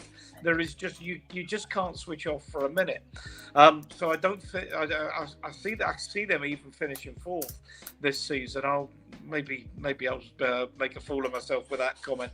But yeah, let's be optimistic. Let's say we're going to bring in some players, and you'll get a run of players with free of suspensions, free of injuries, and we're going to finish a narrow second behind Liverpool. Boom! Gosh, I would love that more than anything. I like the positivity that we had from the first two guests. Adrian, are you going to continue this positivity? Yeah, I said third, didn't I, in an FA Cup?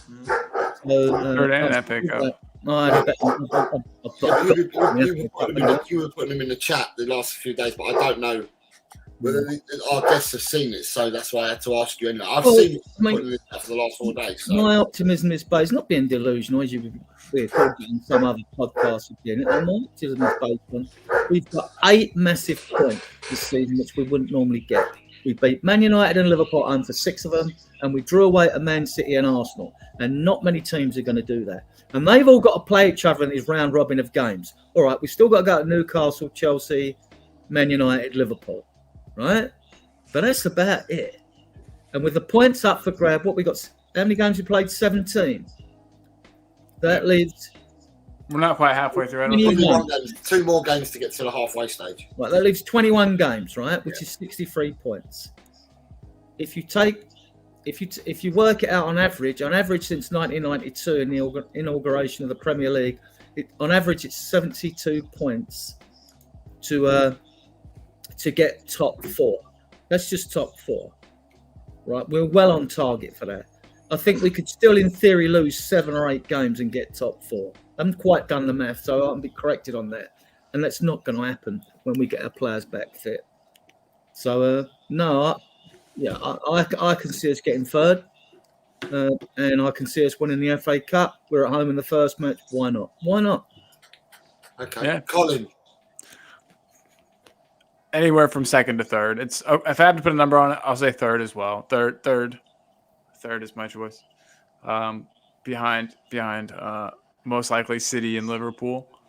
But yeah, we'll solidly get third. We'll finish above the scum from Woolwich, the Wanderers. So yeah, third for me. Right. Okay. So for me, I'm going to be absolutely consistent in what I've said, and my consistency has been: I don't care what anybody else does. I don't care, and I'm not going to watch for other results. The only people I care in is Tottenham Hotspur. Anything we do this season is within Tottenham Hotspur's gift. It's down to us to play our matches and rely on our own results and not have to rely on anyone else. I will also say, you're quite right, Adrian, everybody has to play each other twice. And a lot of the people above us have still got to play each other a fair few times. There will be games won, there will be games lost, there will be games drawn along the way. We can see that Man City are not running away with it like everybody thought. It's going to be a closer season than what people actually think. So, with a crystal ball, bearing in mind, if we get our players back and we're free of injury and we don't get a bad run again in the second half of the season, if we do some transfer activity in January and we play to our capabilities, there is no reason whatsoever why we cannot go on and win the league. Yes. I'm going to go 1 and 2 and 3 better than the rest of you. I'm going to win the league. There's no point entering if you want to come second, third, fourth. There's no point. Hell yeah. If you enter a competition, it's because you want to win it. End of story. Boom. Chan, go on. Boom, Chan boom. wants to say something. Look, go on, Chan. What do you want to say? You either go big or you go home. That's all I have to say. You either dream big and you go big or you go home. That's all I have to say about that.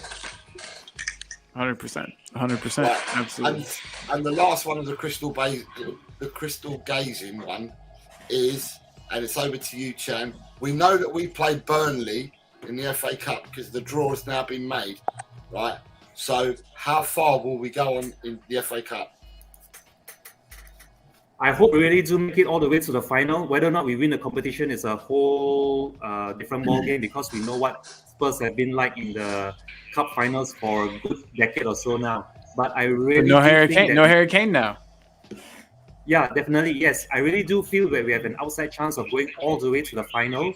I would really, really love to see us lift that illustrious FA Cup, of which I've been a great fan of since, like I mentioned at the very beginning of the show, since I became a fan of the club. And since the last time we actually won the FA Cup in the year which I became a fan. So here's to us going all the way to the final of the FA Cup. Fingers crossed we might actually lift it and break our cup hoodoo or our barren silverware run, because these jokes of us being trophyless and all that is, guys, right, for all the rival fans who are tuning in, who are laughing at us, the empty silverware cabinet is those jokes are, oh, I'm done with those jokes. We are going to lift silverware soon, either this season or the season to come. The silverware is coming with big engine at the helm. You know the jokes will continue. We'll continue. The jokes will continue. They'll say, "Oh, it's just a cup. It's not the league trophy." You know what I mean? We're gonna get stick wherever we can. You know, wherever they can give it to us. But let's get a trophy and get that, break that duck. I think is what they say. I don't really know why. Ian, what do you think? How far are we? Yeah, I think we're long overdue winning the cup. So, I mean, when Chang spoke earlier about his most memorable game that made him a Spurs fan, he talked about the 1991 FA Cup semi-final. That it's almost inconceivable that was the last time we won the cup, because we won it that year, and I think. Correct me if I'm wrong, Adrian, but that was the 8th time we'd won it. And at that time, that was a joint record for the number of FA Cup wins. And in that 30 years, the clubs, the Man Uniteds, the Arsenals have absolutely run away with us. So it's long overdue that we had a period of proper success. So I'm saying that we're going to win the FA Cup this year.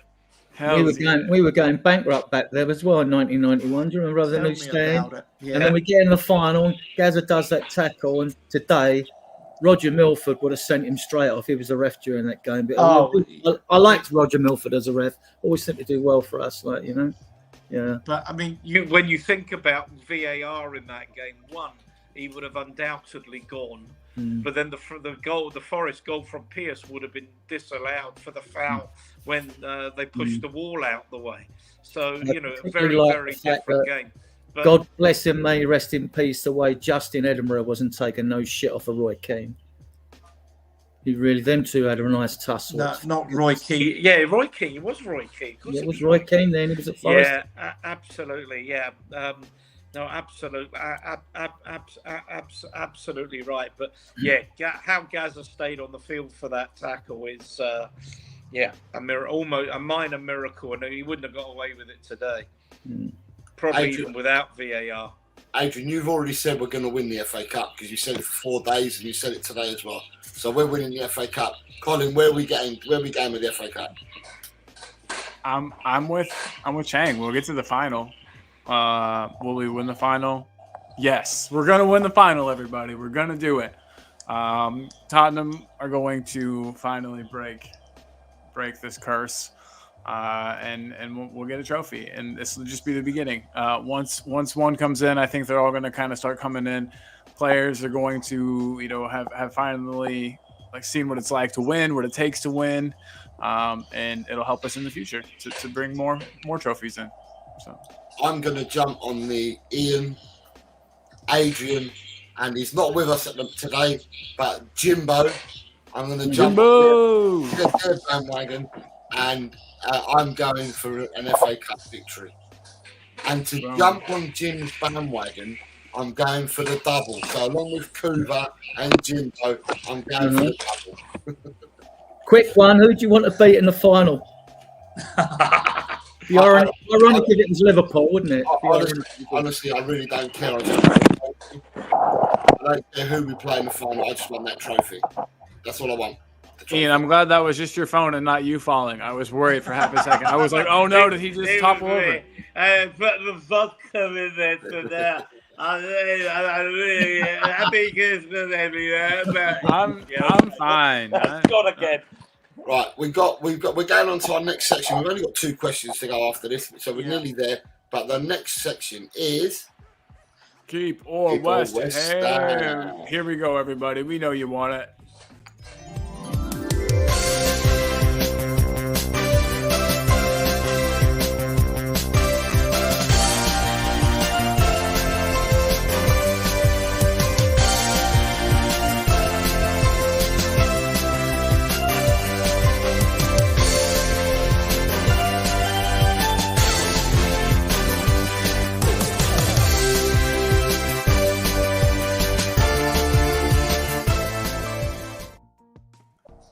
Hello, everybody. Welcome to Keeper West Ham, the internet's favorite Tottenham game show, where we bring you Tottenham players, past and present. We make you keep some and send some to West Ham. Today's edition, there are 3 players. So 1 will be to keep in your starting 11, 1 will be for the bench, and 1 will be to sell to West Ham forever. Well, they'll spend the rest of their career having bubbles blown at them. Chan, have you seen this before? Yes, I have seen this before. Okay, fair enough. So you know the rules. Yes, I do know the rules. Fantastic. So you're first up, Chan. So put the boys on the screen. We've got Benson Core, Wow, and Bissouma for you today, my friend. okay. Pay no attention to I the think fact Keep that is definitely a no-brainer.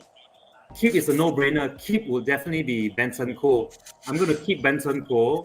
I would have to bench Sarr first, not because I don't fancy him, but maybe because he's still young. He still has time to learn his trade over in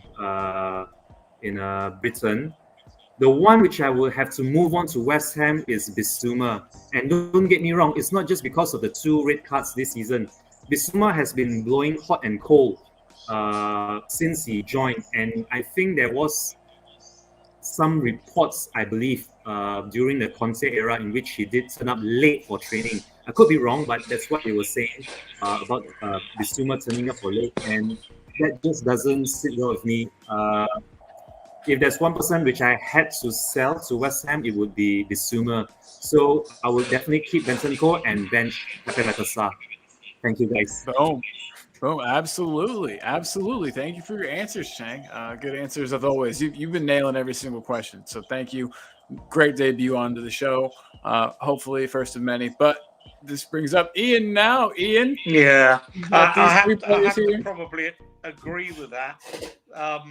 The worst of it is that you know that Bissouma is so capable of being an absolutely top quality player, and at the until his first sending off, he looked like he'd become it, and he's absolutely not played a minute since his red at Luton. And it's sometimes you think, what the hell has he did he get that sending off at Forest on purpose to so he got a nice rest before the African Cup of Nations. So, yeah, I'm with that. Sarr's so young and with potential. Keep Ben Sarr.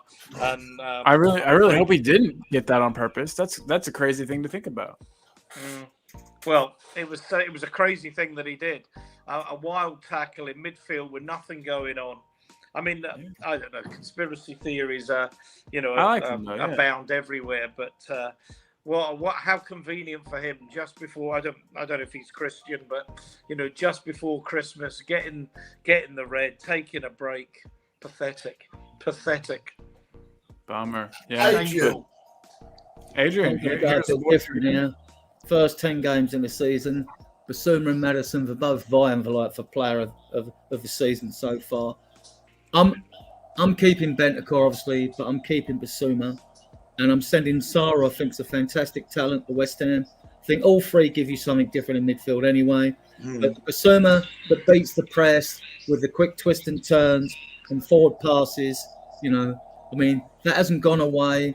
He's gone for a patch. So now it's, if you put this question out to the whole fan base, it'd be done on a popularity contest and Bissouma would be kicked to West Ham. But I just think he offers you that much quality then when he's on his game that you've got to keep him.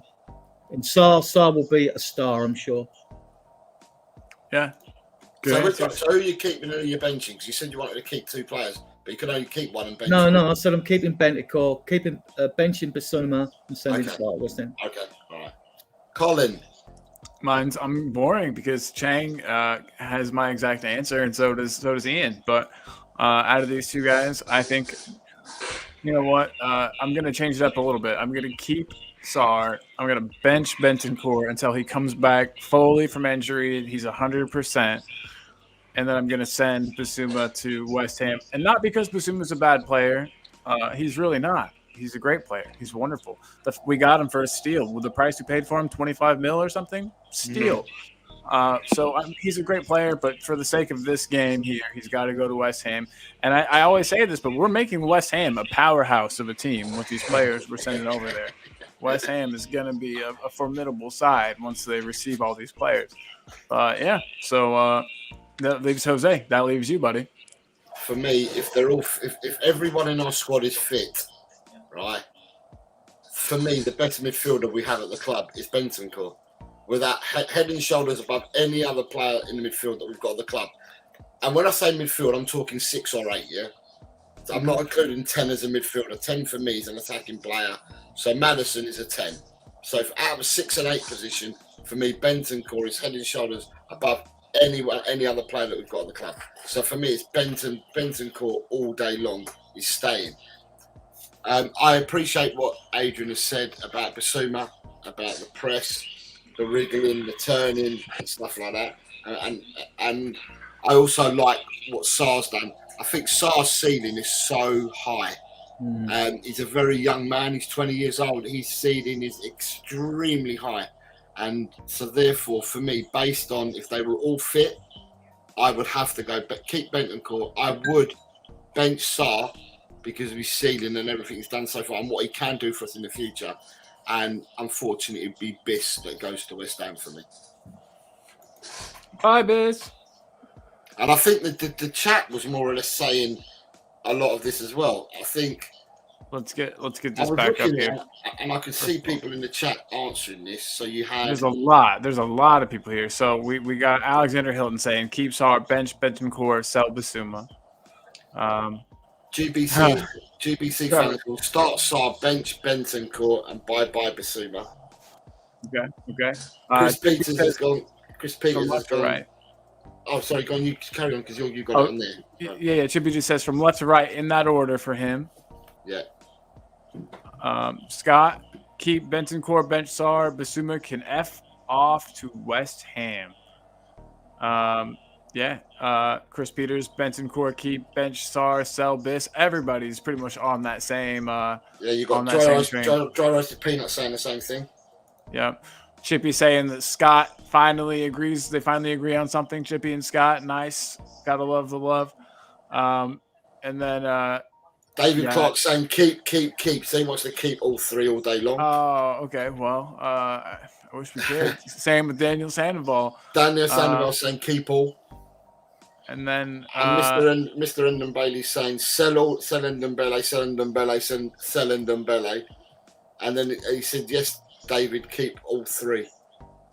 Well, but that's not the game. We know this is not the game.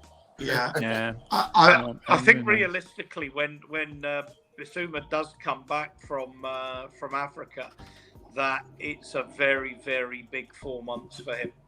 A really big 3 months. You mean like for his Spurs future? Absolutely.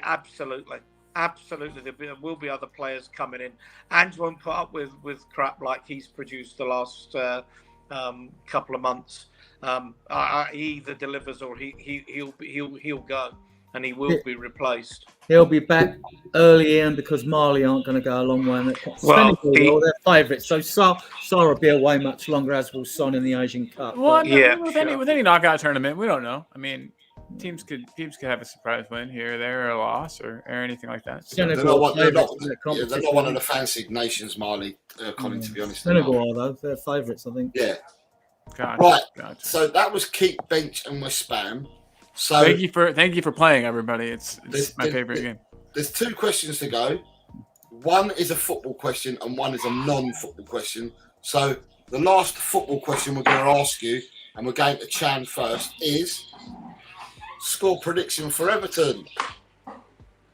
I'm going to go for a very simple and very realistic 1-0 win. I think it's going to be a scrappy tie. I really do. With Pepe Natasa and Bissouma. I mean, Bissouma is suspended and whatnot. So I think that this is going to be a very cagey affair. I don't think there are going to be many chances. The chances are going to be few and far between. I hope we do nick it with a Richarlison winner. He would love nothing more than to score against his old club. Although it might fall to Son or even one of the other non-forward players to nick the winner.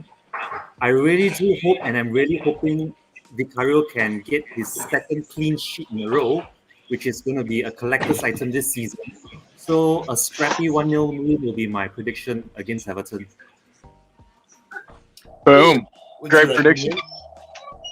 I can absolutely see that being spot on for the analysis. I think there'll be more goals though. I'm going to go 2-1, but I think Chang could well be right with that. So I'll go 2-1 to us. Adrian.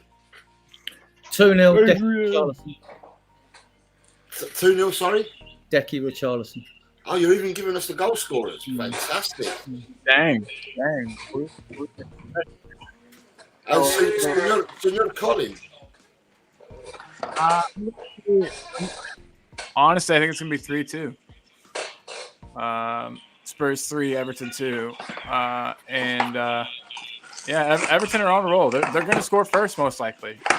We'll have to wake up and come play them. I think this is one of those things where we're going to think, oh, it's just Everton. Like, we've seen our boys do this in the past with teams. We'll think, oh, it's just Everton. We'll go out there. They'll be taking it more seriously than us. They'll probably, get the first goal, and then it'll be, like Chang said, a cagey affair, but I think we'll win by 1 goal. Same with Ian. Same with – that's what you said too, right, Adrian? Just win by 1 goal? 2-0. I said 2-0. It won't be like the first game Bill Nicholson had at Spurs in 1958 when we played Everton at home and beat them 10-4 and the manager resigned. Yeah. That'd be nice. 10-4. Right. So for me, I'm going to turn around and say that all I hear is about what other teams can do. That's all I keep hearing from our fans. Is but they've got people that are taller than us, and they've got people that are going to be dangerous at set pieces. I keep hearing what everyone else can do. I really don't care what anyone else can do. I only care what we can do. Now, we are at home tomorrow, and I know that at home, Adrian, you're a season ticket holder. We have the supporters at home, and we have great support at the stadium at the moment. Since Anne's come, our support has been absolutely phenomenal. So we've got the supporters. Tomorrow, Ashley Phillips is back in the squad, and so is Giovanni Lo Celso. So tomorrow, your midfield doesn't pick itself now because Lo Celso is fit for selection, right? At the end of the day, I know that they've got Decoria and all that, but I don't really care about what they've got. I care about what we've got. And what we've got is we've got supporters. We've got a team that are playing with passion, and particularly at home. Although we play with passion away, we play with passion at home. The only issue that we've had is that we blow hot and cold on taking our chances or finishing our dinner, breakfast, lunch, pudding, as people say. Tomorrow, I'm just worrying about what we do. So tomorrow, I see us having an easier than what people think victory. And I'm going 3-0 to Tottenham. Whoa, no. I'm just curious if Johnson will play now. He's had 16 stitches. I was going to say, he's said to be fit, though, right? They said he was fit. But you still got stitches, isn't you? So, Yeah. Jose, and then, Jose, are you cool with finishing up since I got to leave here in just a few minutes for work? Yeah. Do you want to send the link to Chris? Chris wants to come. Yeah. Oh, yeah. I'm sending it to him right now. And the last question I'm going to ask, and this is just the tongue-in-cheek question I'm going to ask you all, and it's first to Chan, and this is dead or alive. Invite to dinner one sports person, a movie star, and a musician, and tell us why. Okay. I think this is a very simple question for me.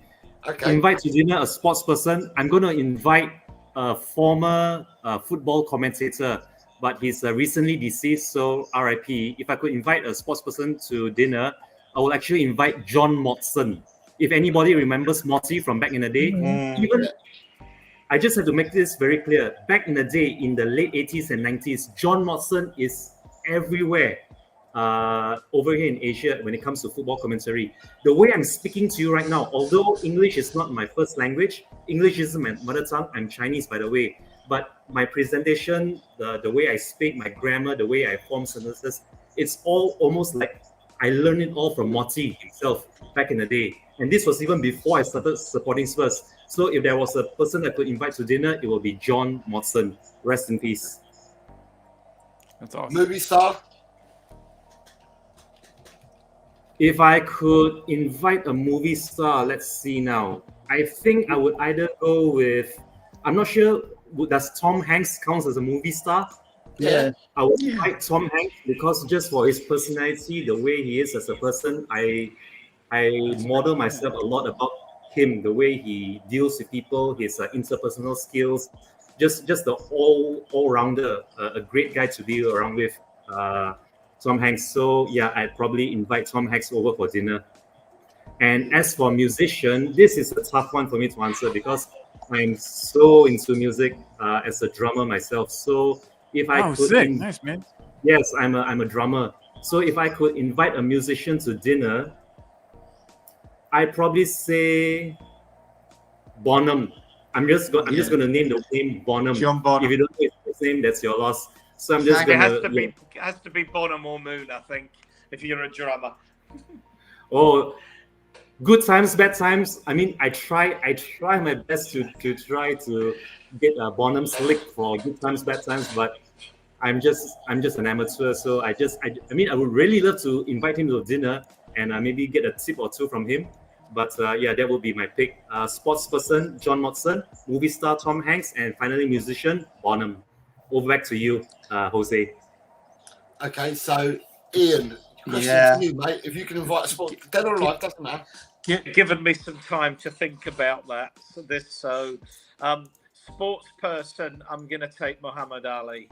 I think everything he represented, everything he stood for as a man, and of course, probably will always be the greatest heavyweight that ever walked the planet. I know boxing's different now, and heavyweights are of a completely different size. But watching him was floats like a butterfly, stings like a bee. He really did turn boxing into an art. So he's my first. My second is Julia Roberts, and apologies for any ladies watching, but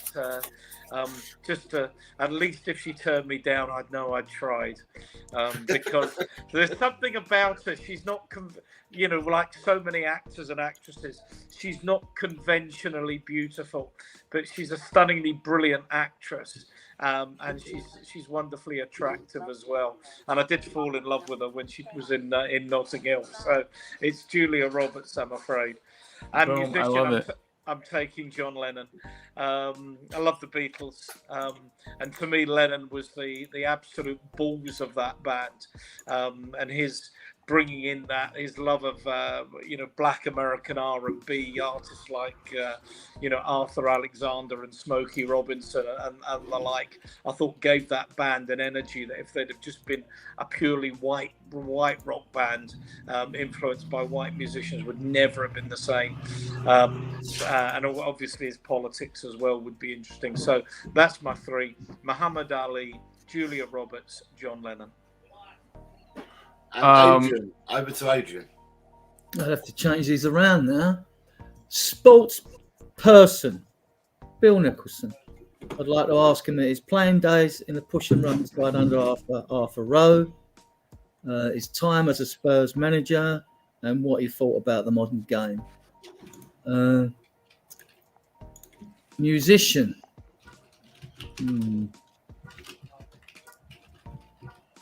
I've said Jimi Hendrix on other days, but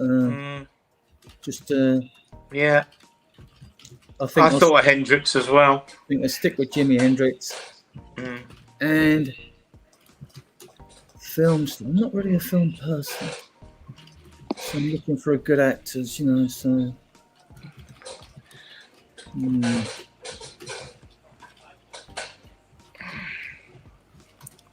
You're more of a reader. We know because we saw your book collection the other day. You got books on books on books. But yeah. Actor, actress. We all go for actresses because we fancy them. We don't care if they can act as long as they're taking the clothes off. Right. So, it's true, though. It's true. That's even worse than my answer. Brilliant. Well, a few of the other answers I gave a young Cheryl Head, but a young Bo Derek wouldn't go amiss, I tell you. Yeah. Colin, are you going to have a go on this one today, or because we've had a go every day this week? So I actually have to go right now. I have 2 minutes to get logged into work. I apologize. So I'll put it in the chat if I can. I'll try to put it in the chat. But I just wanted to say a big, humongous thanks to everybody that's been on the show today with us. So Chang, Brilliant. Adrian, Ian, thank you guys so much. Yeah, Jose, thank you, Colin. Oh, of course. And Jose, thank you for being the ever-present co-host and friend I need on the show. I appreciate you, man. And I also wanted to say thank you to everybody in the chat. We've reached a subscriber milestone. I don't want to but thank you guys for helping us do that. And also, this is being dual streamed on this channel and LTL Cockerel. So if you could make sure to get to both, hit the like on both and the sub on both. I think that covers it. But again, thank you everybody who's tuned in. Big love to you guys. Come on, you Spurs, and we'll see you tomorrow, most likely. Bye, everybody. Bye, Colin. Talk to you soon, Jose. Bye, guys. Bye. Right, let me see if I can find the banner that I was looking for. Right, I'm not going to have a go now. So I just wanted to see if I could find the banner because here we are. Let me have a look. No, that's not the one. Right, I don't know where he's put it, but what I was going to say is I wanted to give a shout out to Ash, who's also part of Talk and Ball. I know she's in the comments. Big up, Ash. What I wanted to let everybody know is that Ash's show Ash will do a show after every Tottenham game, and she will do it the day after the match, and she might possibly do some pre-shows as well because she's reached out to some other teams or some other communities within India. So on Sunday, which happens to be Christmas Eve, it happens to be the day after we play against Everton. Ash will be going live with White Chat Lane. And she will be doing that show, and it's at 1 p.m. Here it is. There we are. Let me just get this banner off. He's left up there. So she'll be doing it with Bobby K. So it'll be Hindi for Ash. It'll be in Punjabi for Bobby K. So it'll be a Hindi, Punjabi, English mashup, and that's at 1 o'clock. GMT, and that'll be 6:30 Indian time. It's 6:30 p.m. in India, and it will be 7 o'clock in the morning for Colin, because Colin and I will be around to set up the show. Although we don't come on, we're in the background doing the work as well. So they're the times that we'll be on. So it'd be great if people could come and support Ash. She is an absolute phenomenon in the community. She's really good. She's come on fresh. She's got great ideas. Very knowledgeable lady as well, and knows her stuff. So please come and support her on Sunday, on Christmas Eve, if you can. I appreciate there's going to be a lot of family time at this time of the year, but if you can, give her a like or give her a shout out, then please do so. Is it a match preview? Is it 1 o'clock tomorrow GMT, you say? It's on Sunday. Oh, Sunday after the game. Sunday, yeah, she does a post-match one. But what I'm saying is there'll always be post-match ones, but she's been reaching out to some other Indian supporters, and she may end up doing some pre-ones as well. But for the time being, it's post.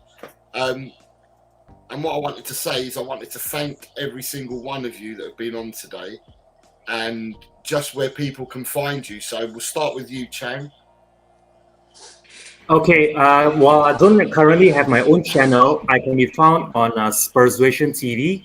on YouTube, on Twitter, I believe on Facebook as well. I could be wrong, but I will check that again.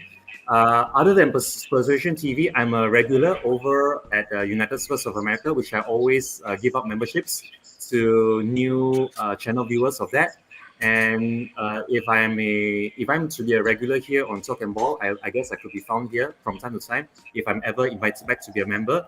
Other than that, I'm also on Facebook, as Mr. Adrian Stroka would tell you that, having been a member of Spurs Diehards on Facebook. I'm also found on both Twitter and Instagram as well. If anybody looks up my name here, Chang Kim Seong. Thank you very much, Chang. So yeah, Chan, we will have you back on. There's no issues about it at all. We'll definitely have you back on. It's been a pleasure having you. As we've tried to say to people many a time, the channel that we're trying to create here is a channel for the fans and our supporters and people that come into our chats and support the channel. They're more than welcome to come on. We get people on all the time, so we're really happy to have had you today, and you will be asked again in the future. There's no doubt about it at all. Ian, where can you find what you up to? I just want to say it's the first time I've been on stream with Adrian and Chang, and what an absolute pleasure it's been. I hope people in the chat have enjoyed listening to us, because I've really enjoyed listening. I know not you and Colin, I've obviously worked with you before, but hearing these two's opinions and what have you, I've really enjoyed listening to them. So I hope they've enjoyed it as much as I have. You can find me on Facebook, Ian Meth. That's my proper name. You can get me on Twitter at Shaggy1712. I always follow back my fellow Spurs supporters, and I do a few. I do this Talk and Ball. I've done certainly a few with Brian and Ben on their channel. If I get invited on to a show and I'm free, it's always a pleasure, and I'll always do it. So that's where I am. And Adrian, where can you be found, sir? Well, you can find me on Twitter, Twitter, on my handle here at Adrian_Stroker. You can find me at Talk and Ball. I don't know if you've heard of that, guys, and you can find me on my Spurs group on Facebook. We've got approaching 13,000 members now. At Spurs Diehard. You'll find it if you just type in Spurs Diehard, or if you go on the Twitter link, there's a link there which will take you straight there. I'll have to add you, Ian, and please. Yeah, if I haven't got you added, I may have you added already. I don't know on Twitter. I don't think so, but I'll find you. I've got to cook. Find me. I follow back all Spurs fans. I follow back all of them. And then we have, who's just joined us, who wanted to join us before we wrapped up, was Chris Peters. And there you go, Chris. Hello, Chris. How are you? And then we have, who's just joined us, wanted to join us before we wrapped up, was Chris Peters. Chris, can you hear us? Chris, can you hear us? I've got an echo. Can everyone hear me? Yeah. If you've got an echo, stay off stream. Stay off the come out of YouTube and just stay on StreamYard. Yeah. I just want to say thank you for the whole of this week, Jose and Colin, for all the wonderful guests you've had. Thank you, Chris. Jose and Colin, for all the wonderful guests you've had. It's been a really great week leading up to Christmas. It's been wonderful to watch, and all the guests have been amazing. All the questions, and as you said, you're going to do a review later on of all the answers for everyone said, so it's going to be really interesting.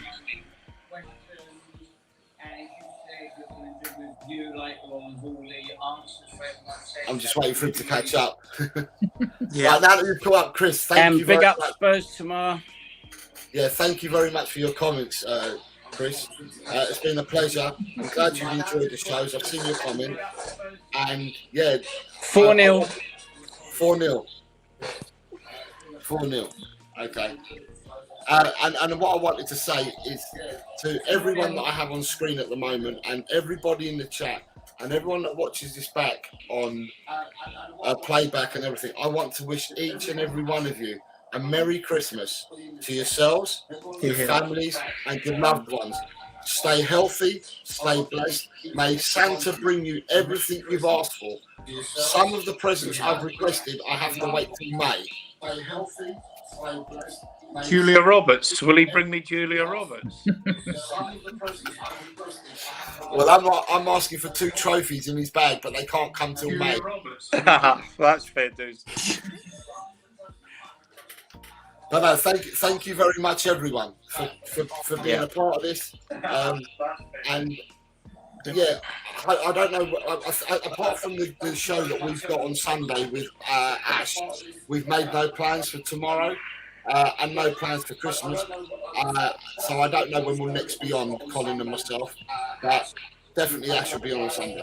But Ian, Shane, good to meet you in person. Love your take on things. I love people that bring facts. Yeah, and you. Been an absolute pleasure. Been a real pleasure. Thanks, Jose, as well. Thank you, everybody. Thank you. Merry Christmas as well. Merry Christmas, guys. Yeah. Chang, you're a legend in the making, my friend. Yeah. And what I was going to say was the last thing I was going to say is, have you got any last? I don't know. Have you got any sayings? Because yesterday we had Mark Cousins saying, "Get off my land." So I just wanted to know if anyone got any sayings before they go. Come on, you Spurs. Fair play. A saying? Come on, you Spurs. There's a second one for it. I'm going to third it. I'm going to say, "Come on, you Spurs, in Ange we trust." I like the facts, right? A quote: "Facts do not cease to exist because they're ignored." Fair enough. Well, with that, we'll thank everybody.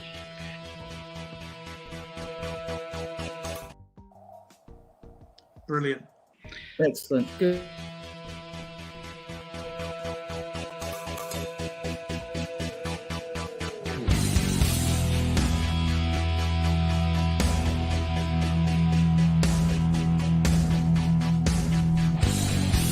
My team has got James Madison.